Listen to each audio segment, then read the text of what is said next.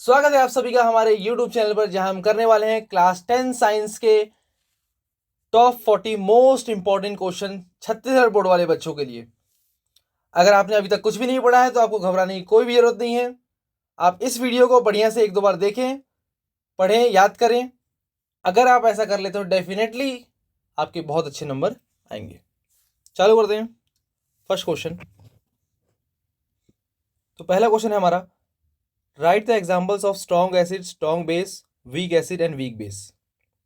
तो ध्यान रखना है, अगर एसिड में लास्ट में Cl माइनस है, NO3 माइनस है, SO4 2 माइनस है, मतलब क्लोराइड है, नाइट्रेट है, सल्फेट है, तो वो स्ट्रॉन्ग एसिड होगा। अगर इसके अलावा कुछ भी आपको दिखाई देता है तो आपको क्या बोलना है, वो वीक एसिड होगा। देखो, स्ट्रॉन्ग एसिड HCl स्ट्रॉन्ग है, H2SO4 स्ट्रॉन्ग है। वीक एसिड में CH3COOH एसिडिक एसिड बोलते हैं, H2CO3 कार्बोनिक एसिड बोलते हैं। ये दोनों क्या है, वीक एसिड। और आप लिखना चाहते हैं तो HCl लिख सकते हैं, हाइड्रोजन साइनाइड, ये भी क्या है, वीक एसिड है। नेक्स्ट है स्ट्रॉन्ग बेस, NaOH KOH। अगर आपको Na plus K plus Ca2 plus दिखाई देता है, Ba2 प्लस दिखाई देता है, तो वो स्ट्रॉन्ग बेस की कैटेगरी में आएगा, अदरवाइज होगा वो वीक बेस। देखें, स्ट्रॉन्ग बेस में NaOH KOH, यहाँ पर Na है, K है, इसलिए क्या होगा, स्ट्रॉन्ग बेस होगा। वीक बेस में NH4OH ammonium hydroxide, magnesium hydroxide, ये सब क्या है, वीक बेस है। Strong base, weak base, strong acid, weak acid काफी पूछता है, आपको अच्छे से याद कर लेना उसको। सेकंड क्वेश्चन है, identify the functional group in given compounds. पहला कंपाउंड दिया है C2H5Br, इसमें कौन सा है फंक्शनल ग्रुप है, Br, ब्रोमो बोलते हैं इसको। COOH कार्बोक्सिलिक एसिड, इसमें है OH एल्कोहल, CHO एल्डिहाइड। अगर बाई चांस इसका नाम पूछ लेता तो क्या करना है आपको, देखो इसमें 2 कार्बन है, तो 2 कार्बन के लिए वर्ड यूज होता है एथ। ये क्या है, ब्रोमीन, इसके लिए वर्ड यूज होता है ब्रोमो, तो इसका नाम हो जाएगा ब्रोमो एथेन। नेक्स्ट, इसमें देखो 2 कार्बन है, वही वर्ड यूज होगा एथ। COOH के लिए यूज होता है ओइक एसिड, तो नाम हो जाएगा इथेनोइक एसिड। नेक्स्ट है C2H5OH, फिर से 2 कार्बन और OH के लिए सफिक्स लगता है ऑल, हो जाएगा ये इथेनॉल। नेक्स्ट है CH3CHO, फिर से 2 कार्बन, एल्डिहाइड के लिए सफिक्स लगता है अल, ये हो जाएगा इथेनल। ठीक है, तो ऐसे नॉर्मल सी नेमिंग आएगी, आपको बन जाना चाहिए। नेक्स्ट है define the following. Specific heat capacity, definition पढ़े, the amount of heat required to change the temperature of unit mass substance by 1 degree Celsius is called specific heat capacity. मतलब क्या, किसी 1 kg या 1 ग्राम ऑब्जेक्ट का मास 1 degree Celsius बढ़ाना है तो जितनी हीट रिक्वायर्ड होगी उसको क्या बोलेंगे, स्पेसिफिक हीट कैपेसिटी। इसकी यूनिट होती है जूल पर kg पर डिग्री सेल्सियस, इसकी ऐसा यूनिट होती है। नेक्स्ट है heat capacity, the amount of heat required to change the temperature of given substance by 1 degree Celsius is called heat capacity. देखो यहाँ पर स्पेसिफिक हीट कैपेसिटी में क्या था, अपने को 1 kg सब्सटेंस या 1 ग्राम सब्सटेंस का टेम्परेचर 1 डिग्री सेल्सियस बढ़ाना था, लेकिन हीट कैपेसिटी में मास यूनिट होना जरूरी नहीं है। कोई भी सब्सटेंस दिया हो, कोई भी मास दिया हो, आपको उसका टेम्परेचर 1 डिग्री सेल्सियस बढ़ाना है, तो जो हीट रिक्वायर्ड होगी उसको क्या बोलेंगे, हीट कैपेसिटी। आगे latent heat of fusion, the amount of heat required to change 1 kg solid into liquid is called latent heat of fusion. मतलब क्या, हमको 1 kg सॉलिड दिया गया है, उसको अपने को लिक्विड में चेंज करना है, तो हीट देना पड़ेगा ना, तो जितनी हीट की जरूरत होगी उसको क्या बोलेंगे, latent heat of fusion. Similarly next है latent heat of vaporisation, the amount of heat required to change 1 kg liquid into vapour is called latent heat of vaporisation. मतलब क्या, 1 kg अपने को लिक्विड दिया गया है, उसको अपने को वेपर में चेंज करना है, तो जितनी हीट की जरूरत होगी उसको बोलेंगे अपन लेटेंट हीट ऑफ वेपराइजेशन। अगला क्वेश्चन है, write the equation for making hydrogen and nitrogen, also right it's uses.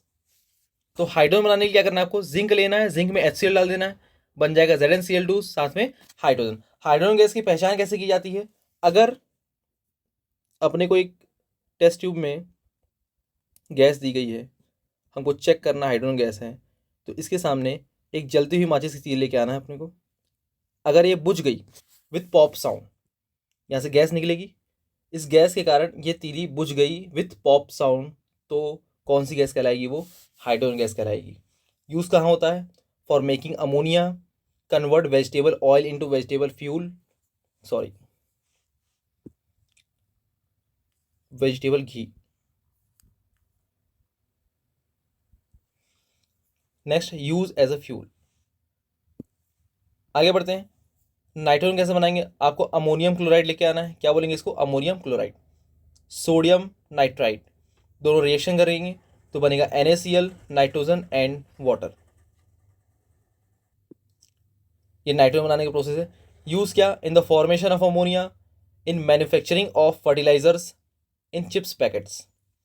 तो अमोनिया बनाने में यूज होता है, फर्टिलाइजर्स बनाने में यूज होता है, और चिप्स जो अपन खाते हैं, वो जो चिप्स का पैकेट फूला हुआ रहता है, उसमें कौन सी गैस भरी हुई है? नाइट्रोजन गैस भरी हुई है। ठीक है। सिमिलरली ऑक्सीजन के बारे में पूछ सकता है कि ऑक्सीजन बनाने का रिएक्शन और उसके यूज, तो उसको एक बार आपको देख लेना है। अगले आते हैं, identify the group and period of atoms having atomic number 5, 17, 10 and 11। इसका आंसर देखते हैं अपन। जैसे आप इस वीडियो को देख रहे हैं, तो वीडियो देखते देखते आप इसके नोट्स बनाते जाएं। ठीक है। वीडियो खत्म हो जाएगी, उसके बाद नोट्स को एक बार रिवाइज करना, कुछ टाइम बाद एक बार वापस से रिवाइज करना, तो आपको फायदा मिलेगा। केवल आप वीडियो देखकर उसका रिवीजन नहीं करोगे तो आपको बेनिफिट नहीं मिलेगा। देखो, पहला एटॉमिक नंबर 5 है, इलेक्ट्रॉनिक कन्फिगरेशन करेंगे। कैसे करते हैं इलेक्ट्रॉनिक कन्फिगरेशन? फर्स्ट शेल में 2 इलेक्ट्रॉन आते हैं, सेकेंड शेल में मैक्सिमम 8 इलेक्ट्रॉन आ सकते हैं, थर्ड शेल में मैक्सिमम 18 इलेक्ट्रॉन आ सकते हैं। तो 5 है, तो पहले शेल में कितने इलेक्ट्रॉन आएंगे? 2 बचे, कितने?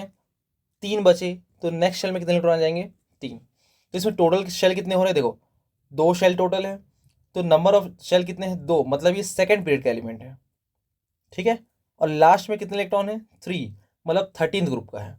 अगर लास्ट में 3 इलेक्ट्रॉन तो 13th ग्रुप होगा, 5 है तो 15th होगा, 6 है तो 16th होगा, और अगर 1 है तो 11th नहीं होगा। अगर 1 है तो होगा फर्स्ट ग्रुप, अगर 2 है तो 12th नहीं होगा, अगर 2 है तो होगा सेकेंड ग्रुप।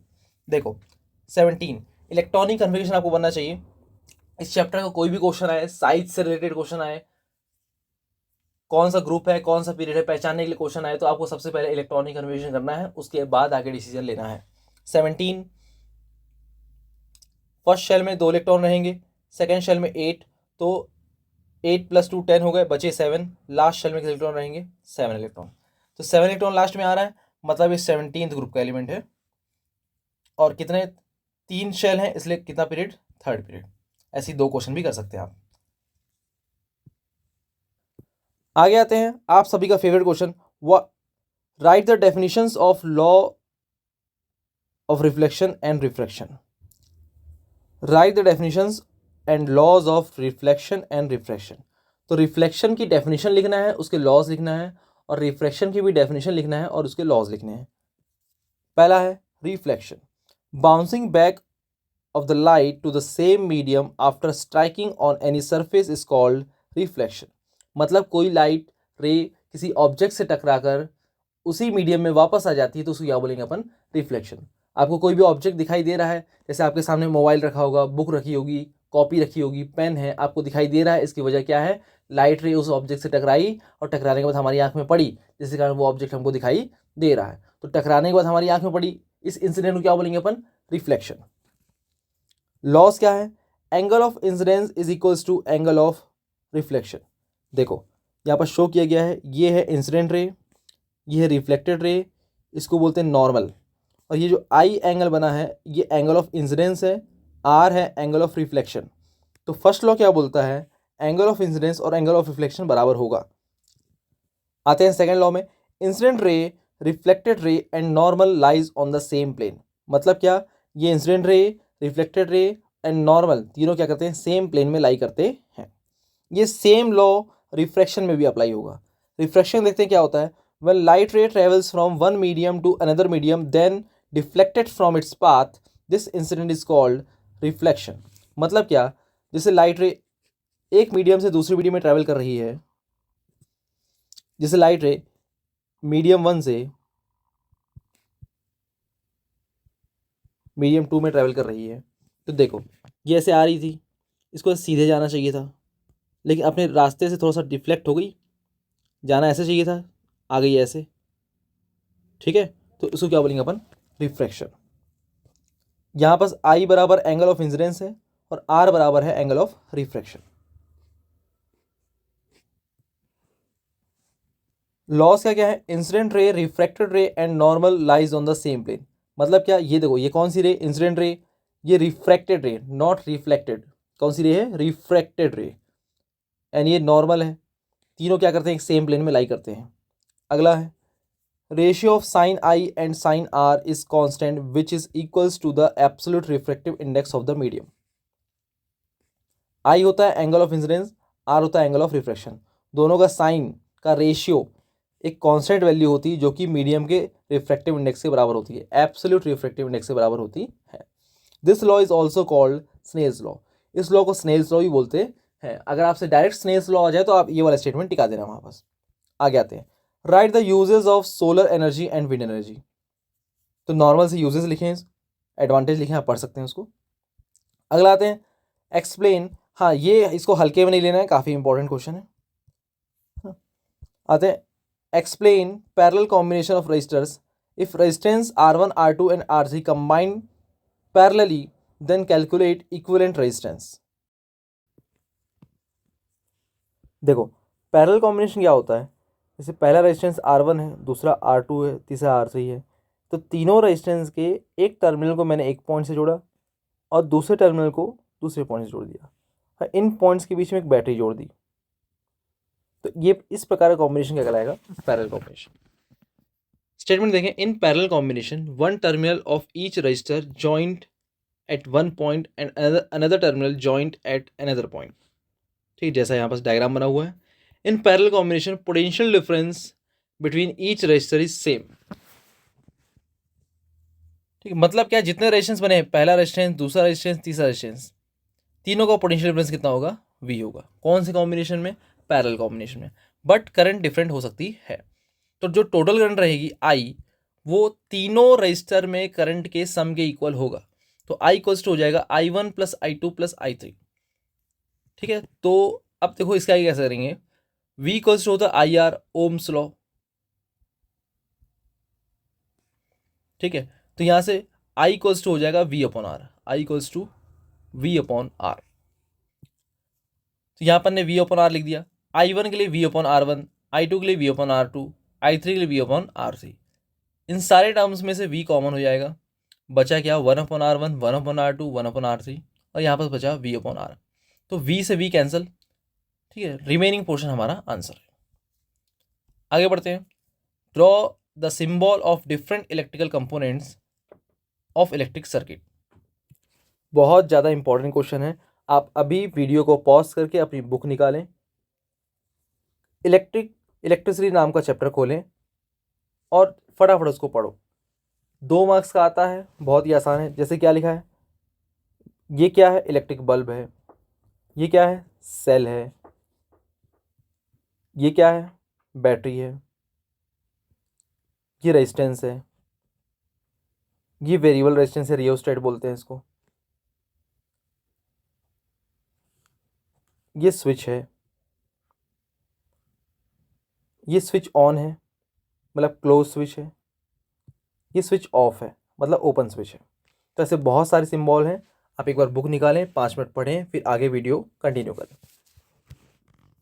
क्वेश्चन नंबर 9 है, write the definition, formula and unit of electric current and electric potential. ये क्वेश्चन आने की चांस बहुत ज़्यादा है क्योंकि डेफिनेशन के साथ साथ और भी चीज़ें इंक्लूड की है मैंने। Electric current, flow of charge per unit time is called electric current. मतलब किसी कंडक्टर में, कंडक्टर मीन्स किसी वायर में चार्ज फ्लो हो रहा है, तो 1 सेकेंड में कितना चार्ज फ्लो होगा उसको क्या बोलेंगे, इलेक्ट्रिक करंट। फॉर्मूला बनता है current equal to charge upon time. Charge को क्यू शो करते हैं, टाइम को टी से शो करते हैं, और ध्यान रखना टाइम हमेशा यहाँ पास रहेगा सेकेंड में। और करंट की यूनिट क्या है यहाँ पास लिखी हुई है, करंट की यूनिट है एम्पियर। इसके ऊपर एक छोटा सा क्वेश्चन आपको करना है, आ सकता है एग्जाम में।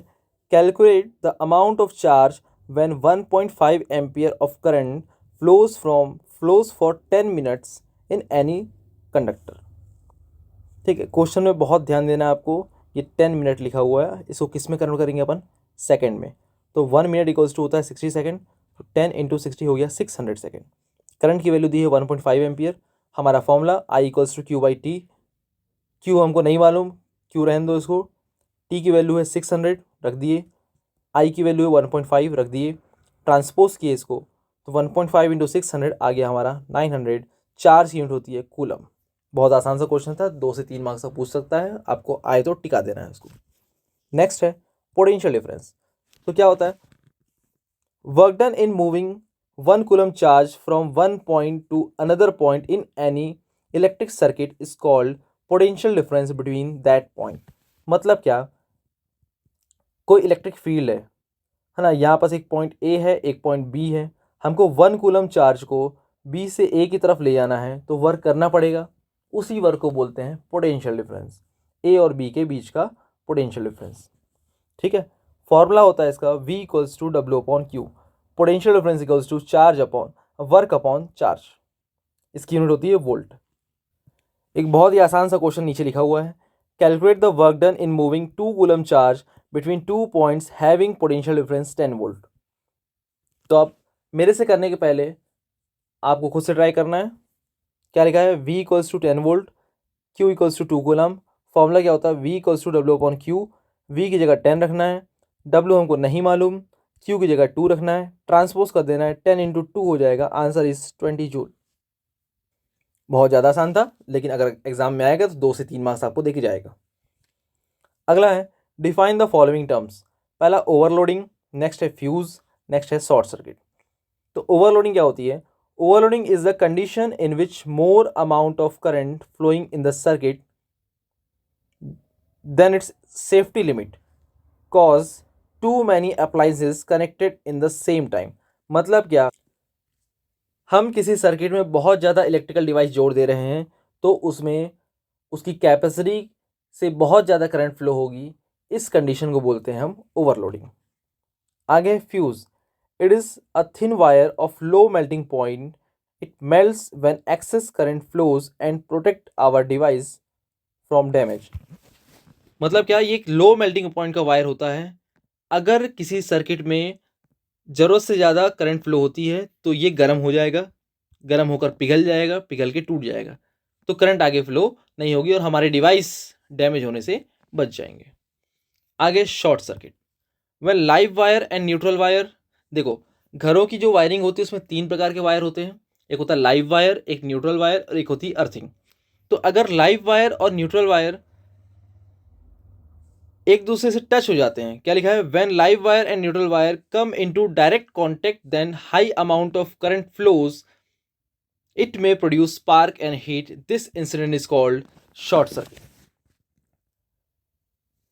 ठीक है, मतलब एक लाइव वायर है एक न्यूट्रल वायर, किसी वजह से अगर इनमें कांटेक्ट हो गया, मान लो ये लाइव वायर था, ऊपर वाला लाइव था, नीचे वाला न्यूट्रल था, ये टच हो गया, टच हो गया तो क्या होगा, ये सर्किट हो गया। पहले देखो, करंट यहाँ ऐसे फ्लो कर रही थी, यहाँ से ऐसे फ्लो कर रही थी, ठीक, अब ये सर्किट हो गया छोटा। ठीक है, तो सर्किट छोटा हो गया तो रेजिस्टेंस कम हो गया, जब रेजिस्टेंस कम हो जाएगा तो करंट ज़्यादा फ्लो होगी, तो अचानक से यहाँ पर बहुत ज़्यादा करंट फ्लो होती है और यहाँ पर स्पार्क और हीट जनरेट होती है, इससे आग भी लग सकती है। ठीक है, तो क्या है ये, शॉर्ट सर्किट। आगे आते हैं, questions for the conversion of temperature. 100% आने के चांस है इसके, आपको इसको छोड़ कर नहीं जाना है, करके जाना है। फॉर्मूला क्या होता है, ये फॉर्मूला देख लें आप, स्क्रीन में लिखा हुआ है आपके।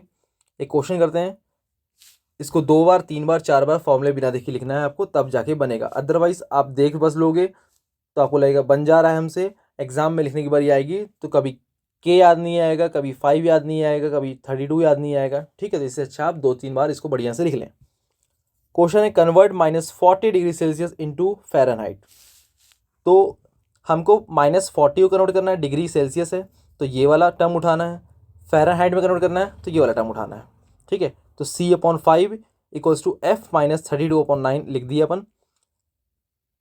सी की वैल्यू -40 मैंने पुट कर दिया, 5 1 ज़ा 5 8 ज़ा, तो माइनस लगा था -8 हो गया। f -32/9, ये अपॉन में 9 है, इक्वल के लेफ्ट में जाएगा तो मल्टीप्लाई में आ जाएगा, -8 × 9 हो गया। इधर कितना बचा, f -32 बचा। 9 8 ज़ा 72, -72 हो गया, -32 लेफ्ट में आएगा तो +32 आ जाएगा। फिर ये माइनस है, ये प्लस है, अपोजिट साइन सब्ट्रैक्ट हो जाएगा। और बड़ा नंबर कौन है हमारा, -72, तो ये यहाँ पास माइनस आना जाएगा। तो आंसर हो गया f = -40 डिग्री फ़ारेनहाइट। ठीक, एक और क्वेश्चन दिया है मैंने, उसको आप अभी वीडियो पॉज करो और सॉल्व करो। आगे बढ़ते हैं, क्वेश्चंस ऑन pH वैल्यू, ये भी बहुत इंपॉर्टेंट है, फ्री के मार्क्स हैं। ठीक है, थोड़ा सा आपको दिमाग लगाना है, 3-4 मार्क्स आएगा, आपसे बन जाएगा। pH की वैल्यू अगर <7 है तो सोल्यूशन कैसा होगा, एसिडिक। अगर एसिडिक सोल्यूशन है तो उसमें H+ आयन ज़्यादा होंगे। ठीक है, pH की वैल्यू 7 है तो न्यूट्रल सोल्यूशन होगा, pH की वैल्यू 7 से ज़्यादा है तो बेसिक सोल्यूशन होगा। बेसिक सोल्यूशन का मतलब क्या है, H+ आयन कम होंगे, एसिडिक मतलब H+ आयन ज़्यादा होंगे। ठीक है, इसी टॉपिक पर क्वेश्चन दिया है, if pH value of substance A B C and D E is 9 7 1 13 and 6 respectively, then answer the following। सबसे वीक एसिड क्या होगा, तो जितना pH कम होगा, pH जितना कम होगा उतना अच्छा एसिड होगा। तो सबसे कम pH कहाँ दिखाई दे रहा है आपको, ये 1 किसका है, C, तो ये होगा स्ट्रॉन्ग एसिड। लेकिन हमको लिखना क्या है, वीक एसिड। तो 7 से कम वाले, देखो 7 वाले होंगे न्यूट्रल, 7 से कम वाला कौन है यहाँ पास, 6 से कम वाला कौन है यहाँ पास, 1, 7 से ज़्यादा वाले कौन है, 7 से ज़्यादा ये 9 है, और क्या है, 13 है। तो ये होगा न्यूट्रल, ये इसके आगे वाला होगा ये बेसिक, ये भी क्या होगा, बेसिक। ये वीक बेस होगा, ये स्ट्रॉन्ग बेस होगा। pH जितना ज़्यादा उतना ज़्यादा स्ट्रॉन्ग बेस, pH जितना कम उतना स्ट्रॉन्ग एसिड। तो इन दोनों में 1 और 6 में स्ट्रॉन्ग एसिड होगा 1 वाला, इसका नाम है C, और 6 जो होगा वो वीक एसिड होगा, E। ठीक है, आगे बढ़ते हैं। एक बेहतरीन की पॉइंट लिखा हुआ है जिसको मैंने शुरू में समझाया था, सल्फेट नाइट्रेट क्लोराइड कहाँ से आते हैं, स्ट्रॉन्ग एसिड से आते हैं। Sodium ion potassium ion calcium ion barium ion कहाँ से आते हैं, स्ट्रॉन्ग बेस से आते हैं। ठीक है, आपको अगर कोई एसिड बेस पहचानने बोला है, अगर ये दिख जाता तो आपको आंख बंद करके स्ट्रॉन्ग एसिड बोलना है, ये दिख जाएगा तो आंख बंद करके आपको बोलना है स्ट्रॉन्ग बेस है। ठीक है, अगला टॉपिक है what is salt, identify the nature of given salt. तो सॉल्ट क्या है, इसकी डेफिनेशन नहीं लिखी हुई है, देख लो। Salt is an ionic compound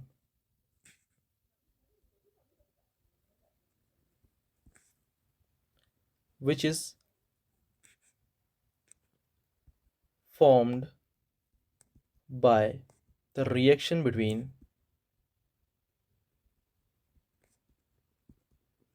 acid and base।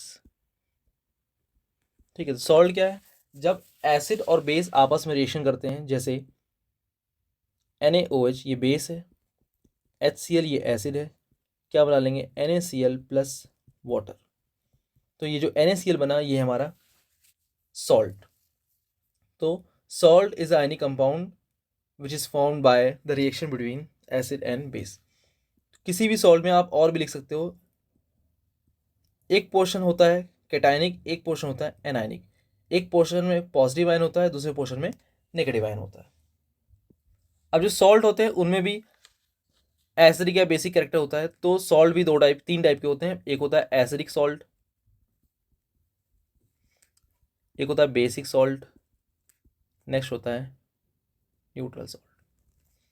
अगर एसिड और बेस रिएक्शन कर रहे हैं और एसिड हमारा स्ट्रॉन्ग है तो बनेगा एसिडिक सॉल्ट, दोनों सेम पावर के हैं तो बनेगा बेसिक सॉल्ट, और सॉरी अगर बेस ज़्यादा पावर का है तो बनेगा बेसिक सॉल्ट, और दोनों अगर सेम पावर के तो बनेगा न्यूट्रल सॉल्ट। तो क्वेश्चन ये बहुत इंपॉर्टेंट है, आता है, पूछा क्या, ये जो सॉल्ट दिए गए हैं चार, उनमें कौन सा एसिडिक है, कौन सा बेसिक है, कौन सा न्यूट्रल है।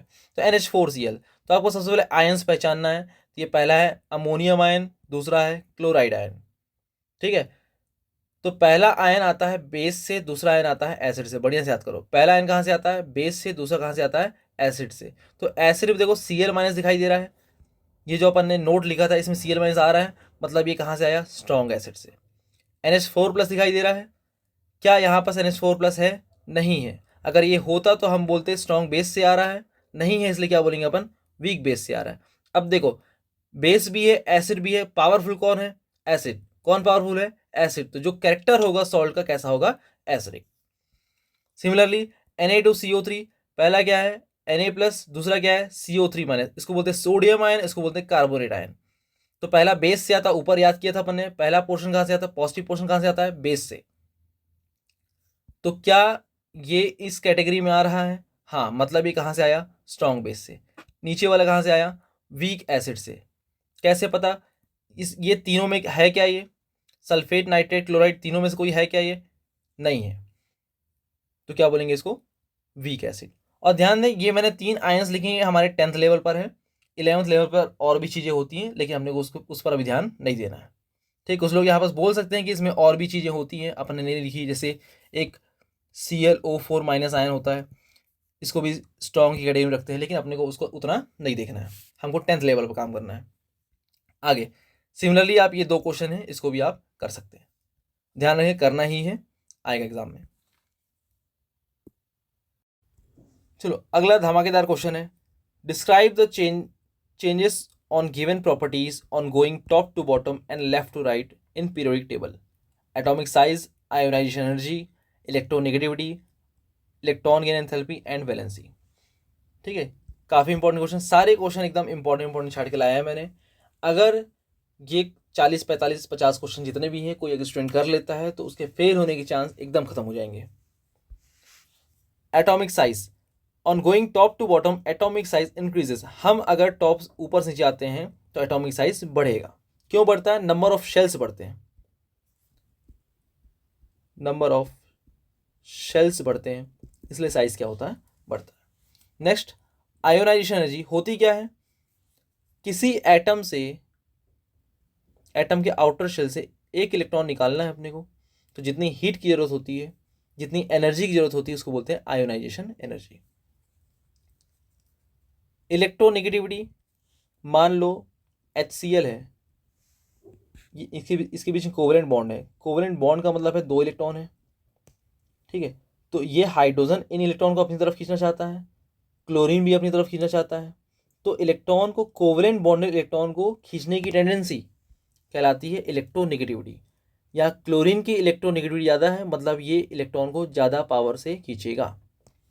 नेक्स्ट, इलेक्ट्रॉन गेन एंथैल्पी, जैसे यहाँ पास इलेक्ट्रॉन जा रहा था तो एनर्जी रिक्वायर्ड थी, अब अगर किसी एटम में इलेक्ट्रॉन आता है, सिंगल गैसियस एटम में इलेक्ट्रॉन आ रहा है, तो जितनी एनर्जी रिलीज होगी उसको बोलेंगे इलेक्ट्रॉन गेन एंथैल्पी। ये तीनों टॉप टू बॉटम जाने पर डिक्रीज होती है, ध्यान रहे, ionization energy, electronegativity, electron gain enthalpy, तीनों टॉप टू बॉटम आने पर डिक्रीज होगी, मतलब लेफ्ट टू राइट जाने पर इंक्रीज होगी। जो चीज़ टॉप टू बॉटम में बढ़ रही है वो लेफ्ट टू राइट में घटेगी, जो चीज़ टॉप टू बॉटम में घट रही है वो लेफ्ट टू राइट में बढ़ेगी। आगे आते हैं, वैलेंसी। वैलेंसी क्या होती है, आउटर शेल के इलेक्ट्रॉन जो बॉन्ड फॉर्मेशन में पार्टिसिपेट करते हैं उसको बोलते हैं वैलेंसी। एक होता है वैलेंस इलेक्ट्रॉन, वैलेंस इलेक्ट्रॉन मतलब आउटर शेल में जितने इलेक्ट्रॉन टोटल प्रेजेंट है उसको बोलेंगे वैलेंस इलेक्ट्रॉन, और जो इलेक्ट्रॉन बॉन्ड फॉर्मेशन में पार्टिसिपेट कर रहे हैं उसको बोलेंगे वैलेंसी। तो मैक्सिमम वैलेंसी, किसी भी एटम की मैक्सिमम वैलेंसी होती है 4। तो valency does not change in the group but on going left to right increase from 1 to 4 and decrease up to 0। मतलब क्या, किसी सेम ग्रुप में, same group like sodium, potassium, rubidium, caesium, सबकी valency 1 है, सबके आउटर शेल में 1 electron है। Beryllium, magnesium, calcium, barium, सबके आउटर शेल में कितने इलेक्ट्रॉन है, 2 इलेक्ट्रॉन है, सबकी वैलेंसी क्या है, सेम। लेकिन लेफ्ट टू राइट जाने पर 1 से 4 तक बढ़ेगी, फिर उसके बाद घटेगी। यहाँ एग्जाम्पल लिखे हैं, magnesium and chlorine, in magnesium and chlorine magnesium will be greater. देखो मैग्नीशियम और क्लोरीन दोनों सेम पीरियड के एलिमेंट हैं, कैसे पता? मैग्नीशियम का एटॉमिक नंबर होता है 12, इलेक्ट्रॉनिक कॉन्बिनेशन 282। नेक्स्ट है क्लोरीन, एटॉमिक नंबर होता है 17, 287। तो ये भी, इसमें भी 3 शेल हैं, इसमें भी 3 शेल, मतलब कौन सी पीरियड के एलिमेंट है? थर्ड पीरियड, सेम पीरियड के एलिमेंट है। लेफ्ट टू राइट जाने पर साइज हमारा डिक्रीज होता है, इसलिए कौन छोटा है? क्लोरीन छोटा है। कौन बड़ा है? मैग्नीशियम बड़ा है। नेक्स्ट, सोडियम एंड पोटेशियम, के विल बी ग्रेटर, क्योंकि देखो सोडियम का एटॉमिक नंबर होता है 11, 281, पोटेशियम का होता है 19, 2881। तो आउटर शेल में एक इलेक्ट्रॉन, मतलब सेम ग्रुप के एलिमेंट है, तो टॉप टू बॉटम जाने पर साइज इंक्रीज होता है। देयरफॉर के इज लार्जर देन सोडियम। आगे, what is corrosion, right the method for prevention. तो कोरोजन मतलब क्या होता है? सस्ते शब्दों में आप बोल सकते हो जंग लगना क्या कहलाता है? कोरोजन। केवल जंग को ही कोरोजन नहीं बोलते हैं। जैसे हमारे कोई सिल्वर के बर्तन है, सिल्वर का सिक्का है अगर कोई, उसमें ब्लैकिश लेयर जम जाती है, उसको भी क्या बोलते हैं? कोरोजन। जो कॉपर के यूटेंसिल्स होते हैं उसमें भी ग्रीनिश एक लेयर बन जाती है, उसको क्या बोलते हैं अपन? कोरोजन। और आयरन का कोरोजन, रस्टिंग तो सब जानते ही हैं। तो डेफिनेशन देख लो एक बार, in the presence of air and moisture layer of metal oxides, carbonates और sulphide formed at the surface of metal is called corrosion. मतलब क्या? मॉइस्चर और एयर के प्रेजेंस में, मॉइस्चर और एयर के प्रेजेंस में मेटल की सरफेस के ऊपर, ये मेटल है, इसकी सरफेस के ऊपर एक लेयर बन जाती है। ठीक, किसकी लेयर बन गई? वो ऑक्साइड की हो सकती है, कार्बोनेट की हो सकती है, सल्फेट की सल्फाइड की हो सकती है। तो इस सिनेरियो क्या बोलेंगे अपन? कोरोजन। मेथड्स फॉर प्रिवेंशन, पहला, बाय अप्लाइंग ऑयल और grease at the surface of metal. Metal की सरफेस पर अपन ऑयल लगा देंगे, ग्रीस लगा देंगे, तो कोरोजन से बच सकते हैं। Iron is coated with a thin layer of zinc, zinc prevent rusting, this process called galvanisation. मतलब हमारे पास आयरन की रॉड है, ये आयरन की रॉड है, इसको जंग लगने से बचाना है, रस्टिंग से बचाना है, तो अपन इसके ऊपर जिंक की लेयर चढ़ा देंगे। ठीक है, जिंक की लेयर चढ़ाने से क्या होगा? इस पर एक प्रोटेक्टिव लेयर बन गई जो कि आयरन को जंग लगने से बचाएगी। By applying paint on the surface of metal. ठीक है, आप सभी जानते हैं हमारी जो लोहे की खिड़कियां वगैरह होती हैं, लोहे के दरवाजे होते हैं, उसमें हम पेंट करते हैं। क्यों क्यों पेंट करते हैं? ताकि उसमें रस्टिंग आसानी से ना हो। बाय एलॉइंग, आपने घर में देखा होगा स्टील के बर्तन रखे हुए बहुत सारे, उस पर जंग नहीं लगती है। क्यों? क्योंकि वो एक एलॉय है, एलॉय का कोरोजन आसानी से नहीं होता। तो हम मेटल से एलॉय बनाकर उसको कोरोजन से बचा सकते हैं। तो आपके मन में ख्याल आ रहा होगा व्हाट इज एलॉय। तो अगला क्वेश्चन देखो, what is alloy, right 2 examples. Alloy क्या होता है? मिक्सचर ऑफ 2 और मोर देन 2 मेटल्स, और यहाँ एक कॉमा लगा लेंगे, और metal and non metal is called alloy. मतलब क्या? मेटल प्लस मेटल का मिक्सचर, या मेटल प्लस नॉन मेटल का मिक्सचर। मेटल मेटल भी हो, मेटल नॉन मेटल भी हो, तो इसको क्या बोलेंगे अपन? Alloy. Non metal plus non metal ये नहीं चलेगा। ठीक है, इसको एलॉय नहीं बोलेंगे। प्रॉपर्टीज क्या होती हैं? दे do not crore easily, low melting point, इनका मेल्टिंग पॉइंट लो होता है, आसानी से पिघल जाती है। ठीक है, हमको जैसी शेप चाहिए हम एलॉय से वैसी शेप बना सकते हैं, ये इजिली मोल्ड कर सकते हैं उसको अपन। They do not corrode easily, इसमें आसानी से जंग नहीं लगती। 2 एग्जाम्पल्स लिखे हुए हैं, स्टेनलेस स्टील, इसमें आयरन, क्रोमियम, निकल होता है। कहाँ यूज़ होता है? यूटेंसिल्स बनाने में यूज़ होता है। नेक्स्ट एल्निको, एल्यूमिनियम, निकल, कोबाल्ट, 2 आसान से मैंने लिखे हुए हैं। ये कहाँ यूज़ होता है? परमानेंट मैग्नेट बनाने में यूज़ होता है। आगे बढ़ते हैं। नेक्स्ट 2026 के लिए काफ़ी important question, explain the method of concentration of ores on the basis of the following. पहला, हाइड्रोलिक वॉशिंग, इसका दूसरा नाम ग्रेविटी सेपरेशन मेथड भी है।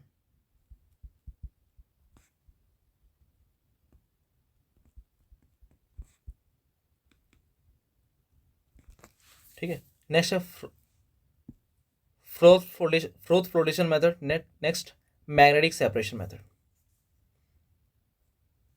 तो क्या करना है अपने को, ये तीनों टॉपिक अभी तत्काल आपको बुक निकालना है और उसमें से एक बार पढ़ लेना है।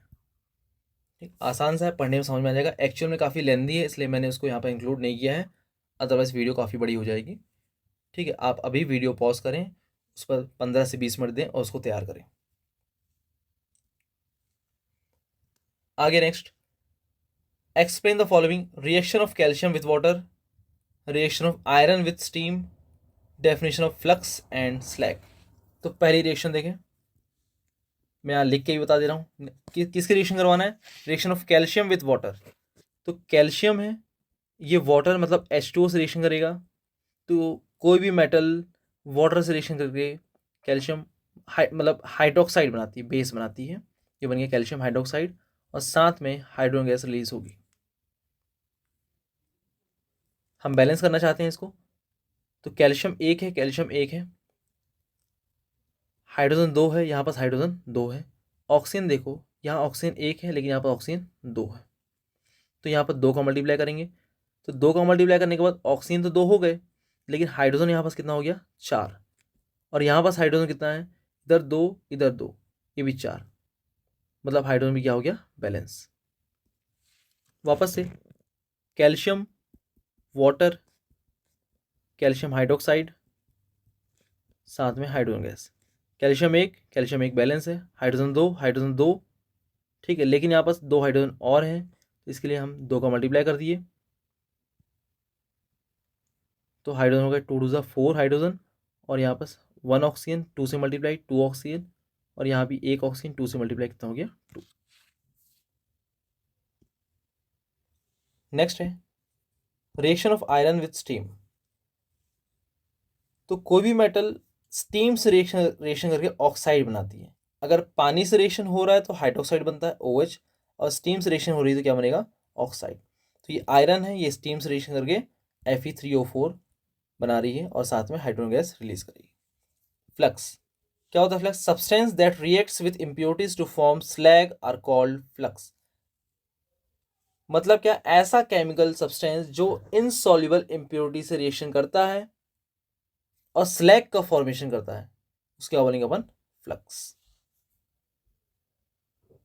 एक बेसिक फ्लक्स होता है, एक एसिडिक फ्लक्स होता है। बेसिक के लिए अपन को एग्जांपल बोलना है कैल्शियम ऑक्साइड, एसिडिक के लिए SiO2। नेक्स्ट है slag, during smelting impurities react with flux to form a low melting molten substance is called slag।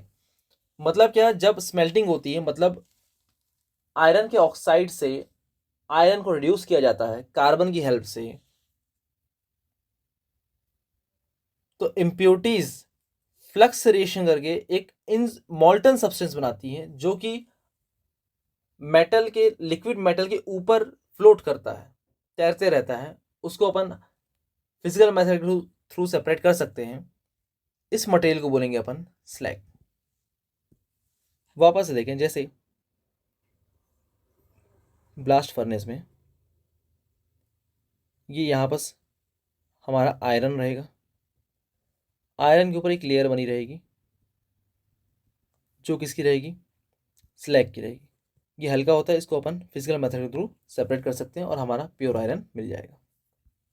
आगे next question 18, what is absolute refractive index, calculate the speed of light in water with the help which have refractive index 4/3। देखो क्या होता है, ratio of speed of light in air to the speed of light in medium is called refractive index of that medium. मतलब क्या, हमको speed of light निकालना है, मतलब मालूम होती है कितनी होती है, C = 3 × 10⁸ मीटर पर सेकेंड। ये क्या है, स्पीड ऑफ लाइट। V क्या है, speed of light in given medium. मान लो लाइट पानी में ट्रेवल कर रहा है तो speed of light in water, glass में ट्रेवल कर रहा है तो speed of light in glass. तो दोनों का रेशियो, एयर और मीडियम, दोनों में स्पीड ऑफ लाइट का रेशियो क्या कहलाता है, रिफ्रैक्टिव इंडेक्स। इसको या तो n से शो करते हैं या तो म्यू से शो करते हैं, n या म्यू। क्वेश्चन है, और जो रिफ्रैक्टिव इंडेक्स होता है वो एक्सटेंट ऑफ रिफ्लेक्शन को बताता है। मतलब क्या, अगर किसी मीडियम का रिफ्रैक्टिव इंडेक्स ज़्यादा है तो उस मीडियम में लाइट रे ज़्यादा डिफ्लेक्ट होगी, किसी मीडियम का रिफ्रैक्टिव इंडेक्स कम है तो उस मीडियम में लाइट कम डिफ्लेक्ट होगी। ये क्वेश्चन था, आ सकता है एग्जाम में। क्या दिया हुआ है, मटेरियल का रिफ्रैक्टिव इंडेक्स 4/3 है, ठीक। तो हमको स्पीड ऑफ लाइट फाइंड करना है। फॉर्मूला होता है म्यू इक्वल टू C/V। सी की वैल्यू रख दी है अपन, म्यू की वैल्यू रख दी है, हमको v चाहिए, v अपॉन में है, इधर ट्रांसपोज किए, v आ गया ऊपर, 4/3 है, राइट में आएगा तो 3/4 हो जाएगा, 3 3 हो गया 9, अपॉन में है 4, 9 में 4 का डिवाइड करेंगे 2.25 आ जाएगा। ये आ गया speed of light in given medium. आगे बहुत ही इंपॉर्टेंट दो फॉर्मूले दिए हुए हैं, एक मिरर फॉर्मूला, एक lens formula. 1/f equals to 1/v plus 1/u। Mirror फॉर्मूले में यहाँ पास प्लस आता है, लेंस फॉर्मूले यहाँ पास माइनस आता है। u क्या है, पोजीशन ऑफ ऑब्जेक्ट, v क्या है, पोजीशन ऑफ इमेज, f क्या है, फोकल लेंथ। लेकिन ये फॉर्मूले बस याद करके आप क्वेश्चन 100% गलत कर देंगे। तो क्या याद करना है, क्या याद रखना है आपको, important point, distance of object will be negative always. Object के डिस्टेंस को हमेशा नेगेटिव रखना है। Focal length of convex lens and convex mirror will be positive. मतलब कॉन्वेक्स लेंस हो या कॉन्वेक्स मिरर, उसकी फोकल लेंथ हमको हमेशा पॉजिटिव रखनी है। अगर 5 दिया एग्जाम क्वेश्चन में तो हमको 5 ही रखना है। लेकिन अगर ये कॉन्केव की बात करेंगे तो अगर ऑब्जेक्ट मतलब फोकल लेंथ दिया है 5 सेंटीमीटर तो आप 5 रख दोगे तो गलत हो जाएगा। तो क्या करेंगे अपन, -5 रखेंगे, ठीक है, क्योंकि इसकी फोकल लेंथ क्या होगी, always negative. Do 2 to 3 questions on above formula now. Now का मतलब अभी आप वीडियो पॉज करें, अपनी बुक निकालें, उसमें 2-3 क्वेश्चन ऐसे सॉल्व करें, फिर उसके बाद वीडियो कंटिन्यू करें। आगे question number 20, dehydration of alcohol, esterification. दो इंपॉर्टेंट रिएक्शन है, इसको आपको याद करना है। डिहाइड्रेशन ऑफ एल्कोहल में क्या होता है, जैसे ये C2H5OH इथेनॉल है, इसको थोड़ा सा अपन सिस्टमेटिक तरीके से लिखेंगे, CH2 ये हो गया OH, ये H। तो आप गिन लें, नंबर ऑफ कार्बन 2 है, हाइड्रोजन 5 है, और एक इसका हाइड्रोजन 6 हाइड्रोजन, वही सेम चीज़ लिखी हुई है। हम इसमें अगर डालते हैं कंसनट्रेटेड H2SO4 443 केल्विन पर, तो इसका H और इसका OH रिमूव हो जाएगा और बनेगा CH2 और ये हट गए तो बीच में आ गया डबल बॉन्ड, इसको हम बोलते हैं एथीन। तो आपसे कोई पूछ ले कि डिहाइड्रेशन ऑफ इथेनॉल से क्या बनता है, तो आप क्या बोलोगे, एथीन बनता है। आगे आते हैं एस्टरिफिकेशन। तो एस्टरिफिकेशन में एस्टर बनेगा। एस्टर एक ऐसा ऑर्गेनिक कंपाउंड है जो जिसकी फ्रूटी स्मेल होती है, परफ्यूम्स वगैरह बनाने के काम आता है। बनता कैसे, ऐसे बनता है, आप कार्बोक्सिलिक एसिड लो, इथेनॉल लो, एसिड के प्रेजेंस में इसको गर्म करेंगे तो इसका OH और इसका H गायब हो जाएगा, इसका OH और इसका H गायब, बची वाली चीज को आपस में जोड़ दें आप, ये बन गया हमारा क्या, एस्टर। नाम क्या है इसका, इसके लिए वर्ड यूज होगा एथिल और इसके लिए वर्ड यूज होगा एथेनॉइड, तो नाम हो गया एथिल एथेनॉइड। वाटर रिलीज हो रहा है। अगला question, question number 20, what is critical angle, right the difference between absolute refractive index and relative refractive index. क्या होता है देखो, when a light ray travels from denser medium to rarer medium, the angle of incidence for which angle of refraction becomes 90 degree is called critical angle। मतलब क्या, जैसे देखो यहाँ denser medium है, यहाँ रेयर मीडियम है, लाइट रे कहाँ ट्रेवल कर रही है, डेंसर से रेयर जाना चाहती है, और अगर एक ऐसा एंगल ऑफ इंसिडेंस, ऐसा एंगल ऑफ इंसिडेंस जिसके लिए एंगल ऑफ रिफ्रैक्शन ये है R, एंगल ऑफ रिफ्रैक्शन कितना हो गया, 90 डिग्री हो गया, ठीक है, तो इस एंगल को बोलेंगे, इस इंसिडेंट एंगल को बोलेंगे क्रिटिकल एंगल। वापस से, ऐसा एंगल ऑफ इंसिडेंस जिसके लिए एंगल ऑफ रिफ्रैक्शन 90 हो, उसको क्या बोलेंगे अपन, क्रिटिकल एंगल। दो चीजें पूछी गई यहां पास, difference between absolute refractive index and relative. तो एब्सोल्यूट के लिए क्या करना है, पहली बार डेफिनेशन लिखना आप, speed of light in medium to the speed of light in speed of light in air to the speed of light in medium is called absolute refractive index. It is always greater than 1, ये हमेशा एक से ज़्यादा होगा। Next है relative के लिए क्या बोलना है, refractive index of one medium to the refractive index of next medium. मतलब दो मीडियम के एब्सोल्यूट रिफ्रैक्टिव इंडेक्स का रेशियो क्या कहलाता है, रिलेटिव रिफ्रैक्टिव इंडेक्स। दो फॉर्मूले लिखे हुए हैं, आप इसको लिख लेंगे, और इसकी वैल्यू एक से ज़्यादा भी हो सकती है, एक से कम भी हो सकती है। इसके अलावा और डिफरेंस चाहिए तो आप बुक प्रीफर करें, इंटरनेट का सहारा भी आप ले सकते हैं। आगे क्वेश्चन 21 है, write the difference between the chemical properties of metal and non metal. ठीक है, ये भी इस साल के लिए काफ़ी इंपॉर्टेंट क्वेश्चन है। इस बात में ध्यान देना, आपको यहाँ पर केमिकल प्रॉपर्टीज में डिफरेंस लिखा है, आपको फिजिकल प्रॉपर्टी में डिफरेंस लिखकर नहीं आना है। Physical properties like metal shiny होती है, नॉन मेटल शाइनी नहीं होती है, मेटल मेलिएबल होती है, नॉन मेटल मेलिएबल नहीं होती। आपको सबको याद होगा, नॉन मेटल कंडक्टर होती है, नॉन मेटल कंडक्टर नहीं होती। तो ये डिफरेंस आपको लिख के नहीं आना है अगर वहां पर केमिकल प्रॉपर्टी बोलता है। तो केमिकल प्रॉपर्टी क्या लिखना है, ये लिखना है। देखो, metal loose electrons and form positive ions. Column बना के लिखेंगे, एक साइड लिखेंगे मेटल, दूसरी साइड लिखेंगे नॉन मेटल। तो metal lose electron to make positive ion, जैसे Na प्लस Fe2 प्लस, ये सब पॉजिटिव आयन बनाती हैं। एग्जाम्पल भी लिख देना। They reacts with oxygen to form basic oxide.